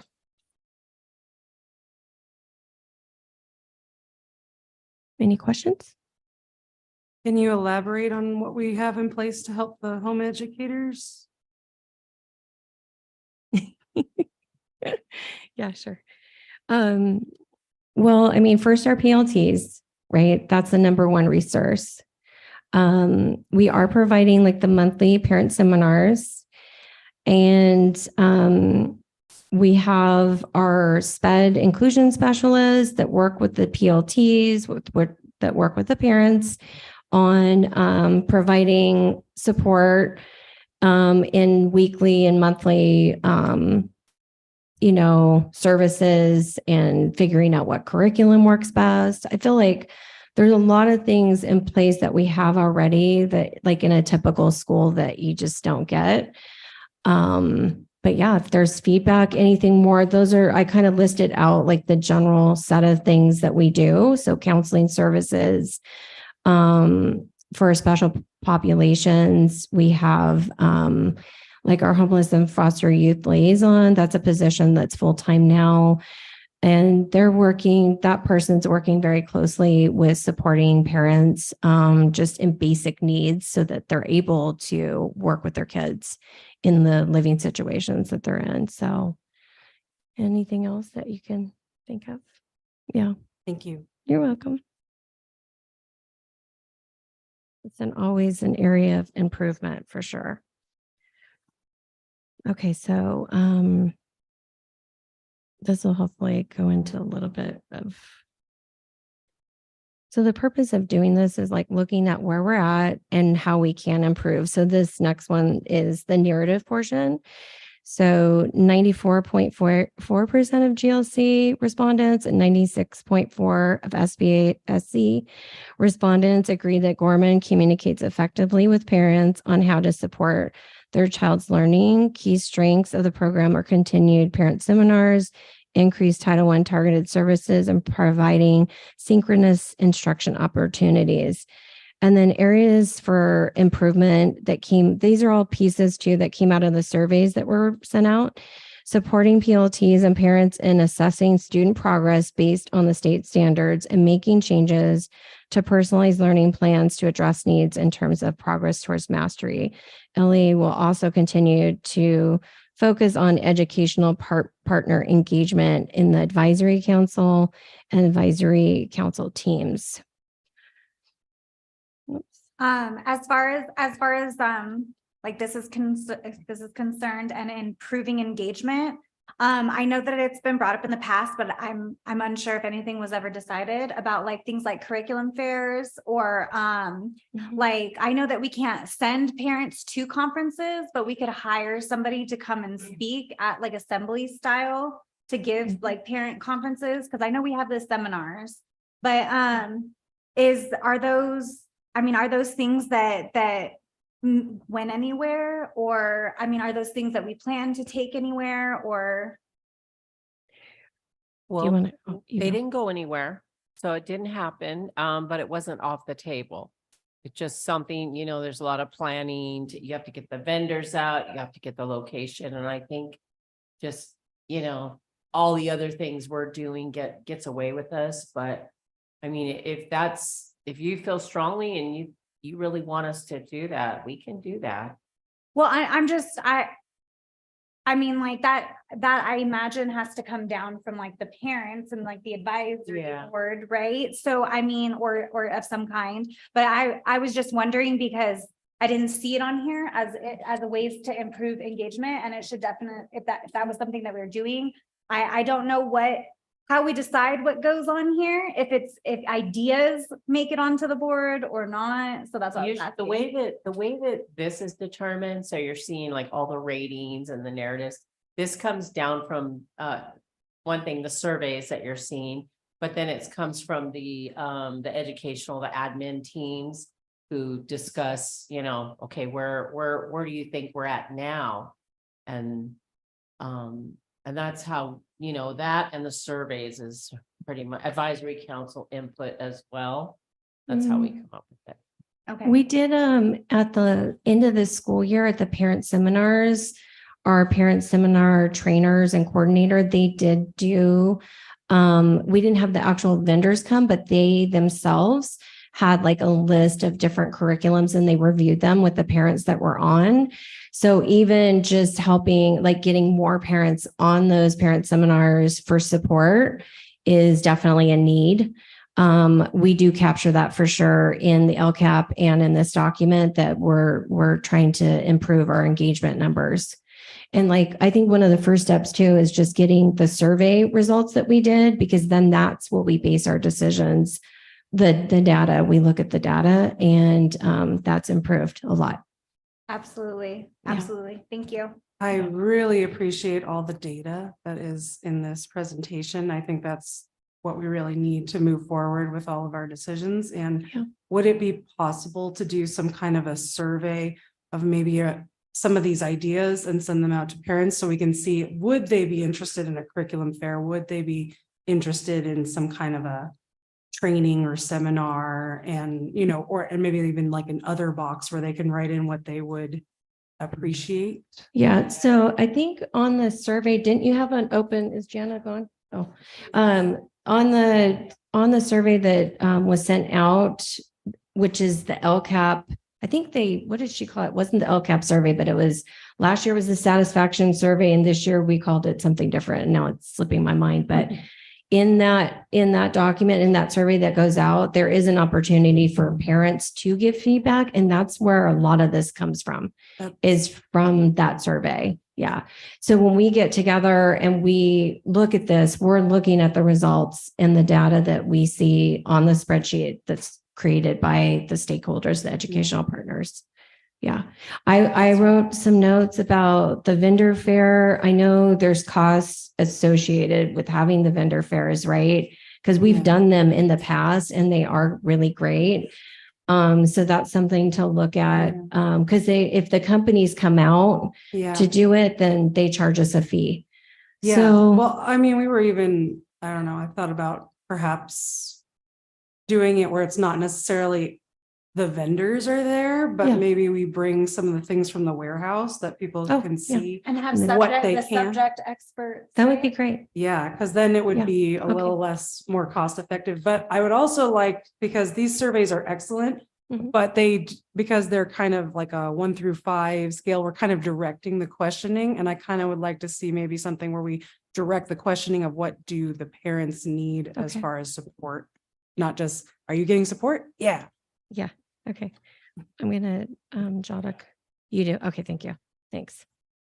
No, thank you so much for all the feedback. That's great. You're good? Okay. Okay. I want to get you guys through this. So no, this is super important. So, okay. So we're good there. So we're on 3.3. Okay. Seeking input for decision making. So, this advisory has been a work in progress. So we were lower a few years back with this. We were at initial, even beginning development phases because we didn't have an advisory council, which we legally are not required to have advisory council, but it's, it was implemented like 3 years ago. So this year it went well. And we had 2 advisory councils and advisory teams. So we had a lot of feedback and input coming in from those people on those meetings. And yeah. I know we don't need the advisory councils legally, but I mean, like, we need them for the charter, right? For the charter renewal? You don't have to have them for ed code because what you. Yeah. But we don't have to have them per charter renewal or anything like that. But we choose to have them because instead of, so, you know, in a regular brick and mortar, you're probably used to the school site council. Yeah. So we're not required to have a school site council, but we have to have a council that so in other words, in lieu of a school site council, we have an advisory council, and all of the instead of the actual document, right? The school site council document, the SIPSA, Yeah, is the that what it's SIPSA. called? The Mhm. SIPSA. Yeah. We can use our LCAP. So we can use our LCAP in lieu of that document, and another council that's not just like a school site council, but incorporates what you would see on a school site council. So, yeah. Okay, you can go ahead and go to the narrative slide for 3.3. Okay, so yeah, I think this was the best year in terms of participation in the surveys, like LCAP, you know, determining where we're at as a school is based on feedback from our educational partners. So having the council, things like that in place are super important, and we have to continue trying to increase engagement. Even like this year, we had our councils, and we're looking at ways, like we were having them every month, and it was a lot on people's schedules. So we're thinking about maybe just doing it every other month. So there's different ways, but we're going to definitely continue that. So that was an area of strength that came out in our survey. Areas of improvement, increasing parent awareness and engagement with the council and the ELAC. The ELAC is a portion of the advisory council that we are required by law to have. Based on the feedback provided by parents and members of the council, the LCAP will address parent involvement as a focus goal, student achievement, student engagement, and other pupil outcomes, implementing of standards, school climate, course access, maintenance. All of these things are things that were mentioned, like either in a question and the responses from the educational partners, or there was opportunity for them to give feedback. So one of the things was continuing to address and add options for college and career readiness together with academic achievement. So really looking at building our CT and career readiness. Okay, you can go to 6. School climate. So there's just one slide for school climate, and it's a narrative. So let you guys take a look at that. So 92.5% agree or strongly agree that staff at Gorman treat all students with respect. 88% of students surveyed agree or strongly agree that Gorman teaches students to positively embrace diversity. In addition to this, 94.1% of students surveyed agree that Gorman's resource centers are safe, but only 82.9 feel that Gorman adequately addresses teasing and bullying. I just wanted to mention and go back to priority 1. We did make a note that was different this year, and I didn't mention it. And I'll just real quickly go over it. It has to do with good repair of our facilities. So in the past, we only had one for, I believe it was AVRC, but we do have like a list of things at each resource center. And I don't know if that's something the board has or the board wishes to have, but there are a list of things that have been provided to us in doing this and determining whether or not our facilities are in good repair. So it's definitely something to look at too when you're budgeting and talking about, facilities for students. So yeah, thank you for going back. Yeah. Any questions about that? I don't think that we have or have seen that list. And so I mean, I would like to see that list if somebody would send it or upload it to the board packet or the drive. Thank you. Yeah. The board drive, then yeah. Okay. Thank you. You're welcome. Yeah. I'll make sure that happens. Okay, thank you. Okay, so let's see here. Okay, and the same for SBSC, strong agreement that students are treated with respect, and students strongly agree that the teachers are positively embrace diversity. Okay, and then in addition to this, 93.3% of student surveys agree that Gorman's resource centers are safe. So 90% feel like Gorman adequately addresses teasing and bullying. So very similar. So this is like for the two schools. So it's very similar in terms of the numbers that we're getting. I mean, we're operating the same. So we would hope that we'd have to see similar results, but definitely some area of improvement there. Okay, so access to a broad course of study.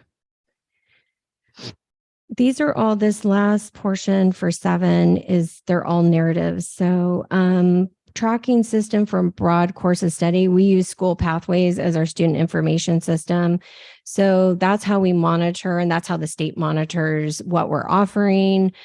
There's a lot of work that goes behind this in our master courses, a master list. So that's important to know. So we're doing a good job with that. The master agreement also tracks what courses our students are taking and what materials they have, so that we have that other system in place as well. Okay, go to the next slide. Okay.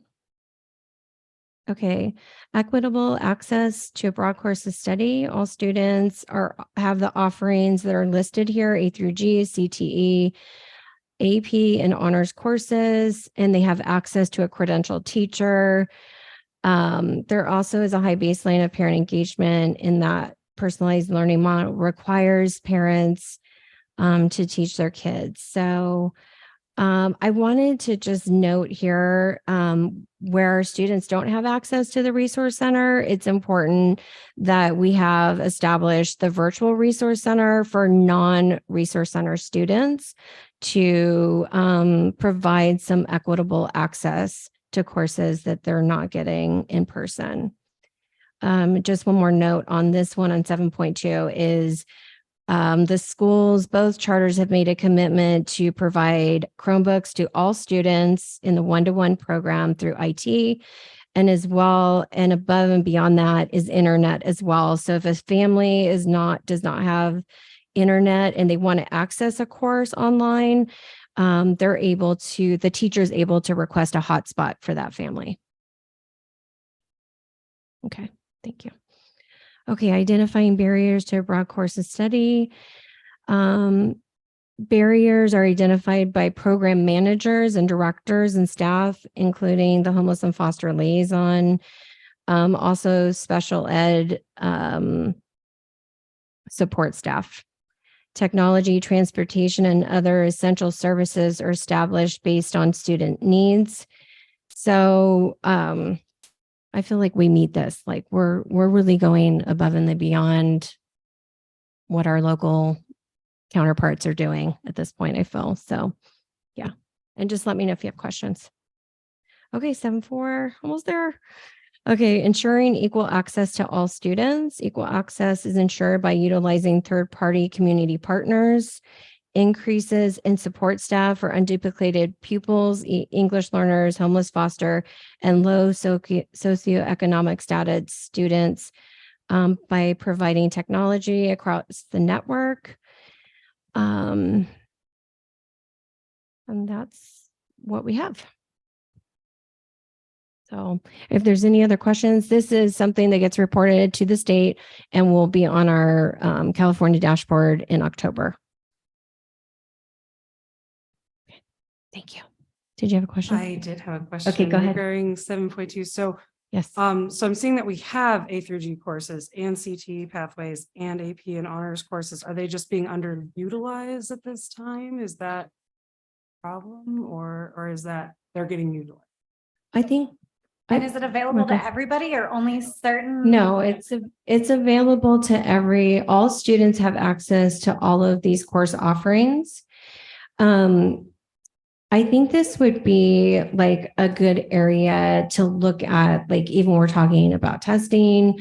A lot of our students that are coming in are leaving like their local schools because they're struggling. And they're coming to us and trying to get caught up, and we do just attract a small percentage of kids that might have maybe they're playing sports or they're doing something else where they need to be in a model like ours. So the percentage of students that we have is really low, but all students do have access. Yeah. So if, like I was mentioning online, if a family doesn't have internet, and they want to take A through G or AP courses online, then we'll provide them with the internet that they need for the year in order to have access to that course or the courses that they want to take. Wait, who would I talk to get more information about these? I'd like to know kind of just numbers, percentages of Yeah.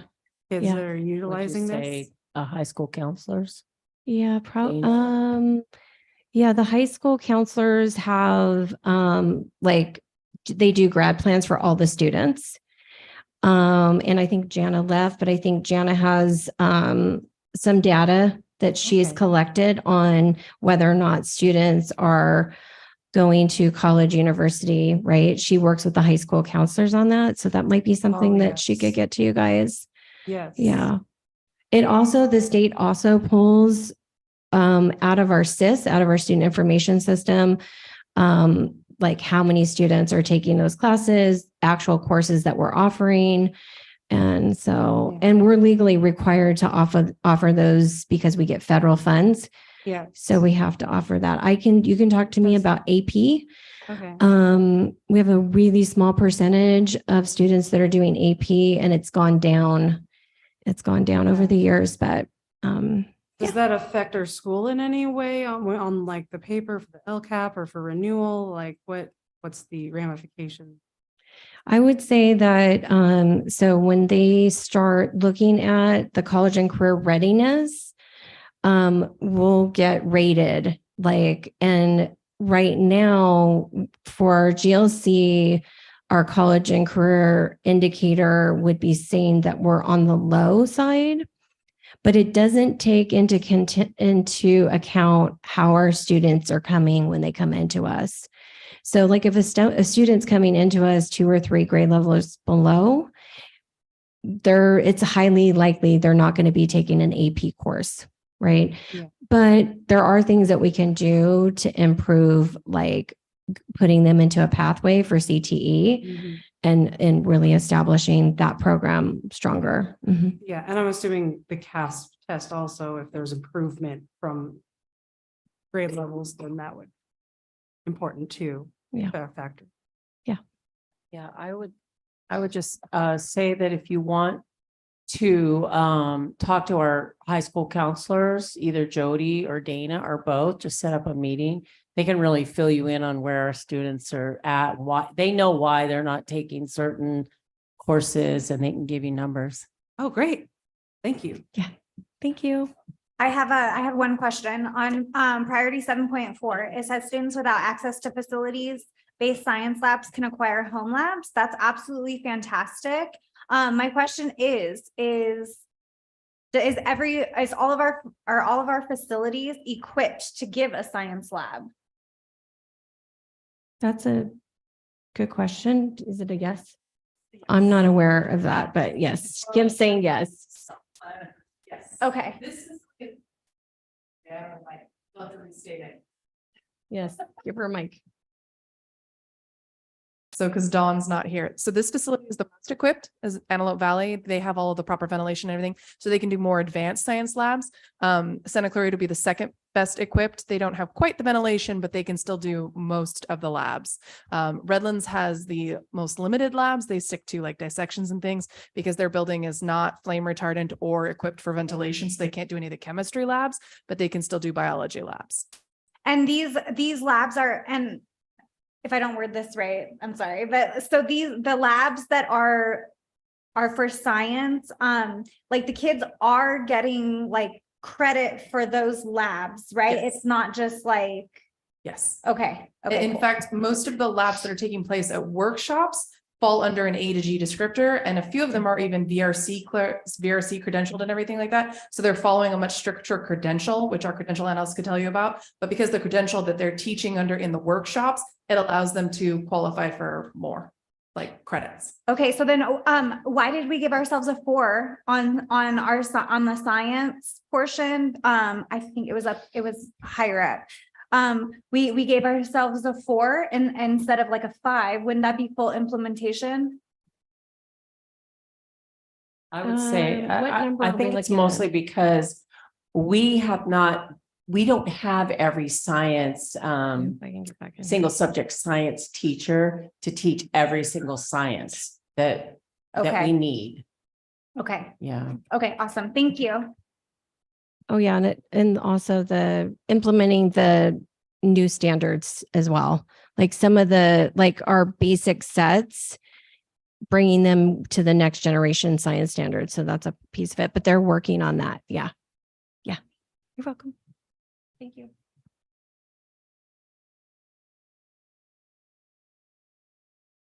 So this item did not have an approval required. It's informational only for future reference. All right, we'll move to the last item here before closed session. That is the review, discussion, and approval and appointment of new board members. So I am disappointed, to be honest with you, to say we've received no applicants for service. I've talked to a number of people, some expressed interest and none have applied. None have actually sent applicants. I know we posted, I think, on Parent Square and in some other places and website. Actually, so let me take that back. We've had one applicant. I can't recommend the applicant. Questionable applicant. So actually my term ends. My term is over. So I'm the only applicant for renomination. So I sent that to all of you. I sent my application to each of you earlier today. So it's not in the board packet, but I did send my application to you. I just need to clarify, and I wrote this in the email. I am willing to accept nomination if so requested, but right now I would say, I don't want to be dishonest and say I would accept it for 3 years. I know the term is 3 years, but I could accept the nomination, but I would expect that I will resign in a few months just because of other things I'm expecting and coming up in my life. So that's full disclosure. You have my application. That's the only application. And I will I guess I'll allow you discussion, and if you want to nominate. Yeah, no, for sure. For sure. A few months. Well, no, the typical term is 3 years. I'm just saying at this point, I know that I would need to accept I would accept the nomination, but I'm just going to disclose that I would intend to resign in a few months. I don't know the timetable on that, but I think there's kind of a transitionary time right now. And so I'm willing to accept the nomination to help with that transition, but I don't want to commit. I'm not saying I can commit to 3 years. So if you have better, if there were other applicants, I would say they're willing to serve longer. Great, go with them. But at this point, unfortunately, you're stuck with me as the only applicant. So can we just nominate you do we just nominate you for So 3 that's months? That's what would need to happen. Well, I think I don't know. Mr. Craig, what do you think? Mr. President, you might want to turn over the chair of this portion of the meeting in light of your application to the vice president to run this portion. That's a great idea. Craig, what do we do? I think the board members have an application and it would be appropriate to discuss if anybody wants to discuss that. And then at an appropriate time, there would be a motion and approval if in fact approved. for the full time or for the 3 months? You would approve for the full Okay. term, knowing what the conditions are. And it's not unlike in the past when board members have served for a period of time and jobs have taken them away or other activities and they have to resign. And we understand that. That's the fact of life. Am I able to make a comment? Just about board members in general? If anyone is watching this that does not work for Gorman, please apply. No, I mean, I second that plea. But, I think first though, before we make that plea, I would like to, I guess, see if anybody has a problem with nominating Josh again. I think Josh will do an excellent job. Sorry. What do we do, motion? Well, By I motion to- or accept it? I guess somebody has to put in a nominate, like I nominate. Okay, and then we had to get a second, right? I second. Okay. Motion approved, I guess. Anybody have any nays or yays? You should take a vote on that. Okay, sorry. So, all in favor of Josh being nominated to a board position? Say aye. Aye. Okay, aye. It's the ayes have it, it passes. I might suggest you ask if there are any nays or abstains. Oh, are there any nays or abstains? I will abstain. So the ayes have it and Josh is nominated. Thank you, folks.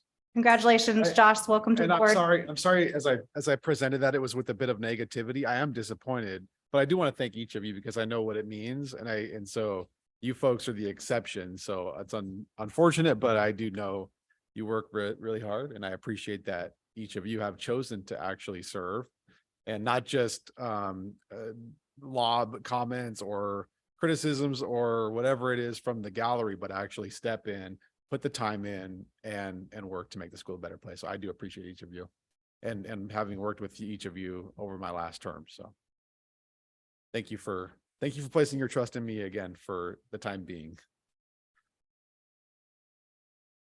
Okay, then I'm gonna, I guess can you yield back the meeting to me at this point? Yeah, I do want to say something, one more thing though, on the Talia same note, to the public that's watching, I know that you guys, you come, you watch on YouTube or you come to the meetings. If you know anybody that is interested or would be a wonderful asset you feel to the board or to Gorman, it would be amazing if you guys could talk to them and have them submit an application. This is being on the board is a big position. It is a big responsibility, but it is so worth it. These kids are worth it. Gorman is worth it. We're going places and you guys want to be a part of this. You don't want to be people that sat back and was like, oh, maybe not. And I don't know. And no, you want to be here. Like it's going to be amazing. We're going to do really big things, guys. Please come be a part of it.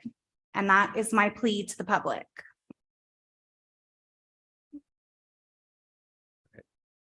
Then let's go ahead and adjourn to closed session at this point. We'll go ahead and go over to the conference room if that's okay.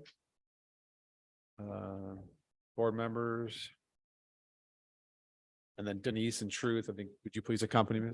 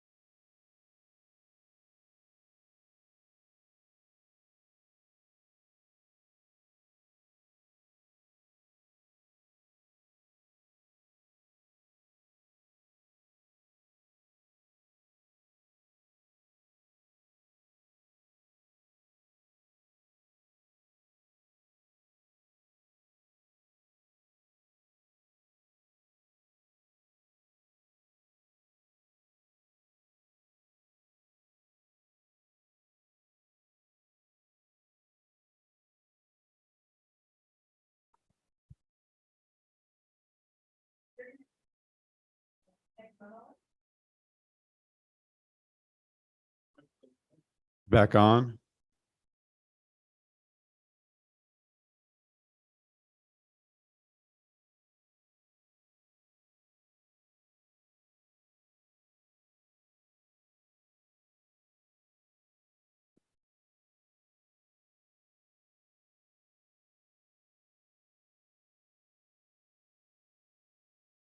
Do we need to change that or okay. All right, I'm gonna go ahead and reconvene this meeting. It's about 10:30. Yeah, there's no action taken in closed session.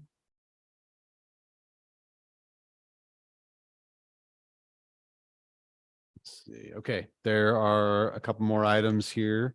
We'll move on to review, discussion, and approval of the contract renewal for Denise Burchett. And you've all seen the contract. I didn't even realize Talia didn't walk back in, or did she's in the restroom? I'll give her a chance to get back here.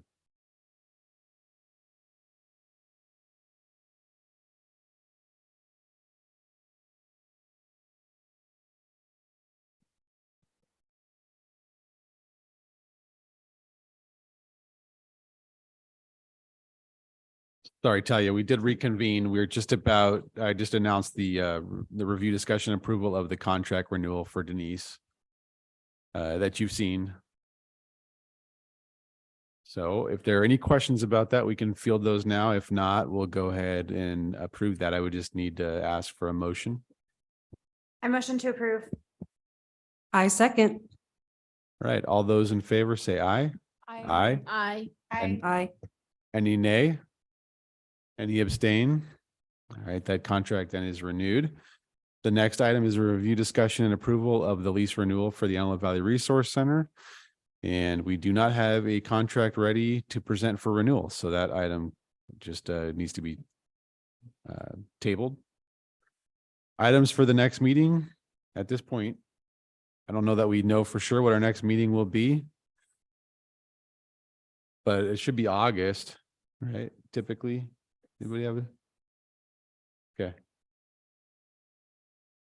Well, we might have a July meeting if there are things that come up that need to we might call a special meeting or call a meeting that's off schedule. All right. Does anybody have the date, the actual date on that for August? It's all right. Tentatively, then we'll say August 17th for the next meeting. I know we'll need to, as far as items goes, we'll need to vote, elect our board officers for the next term. And then I'm sure other things will come up between now and then. We moved comments to the front of the meeting. So if there's nothing else, then I'll call this meeting to adjournment. Thank you, everyone.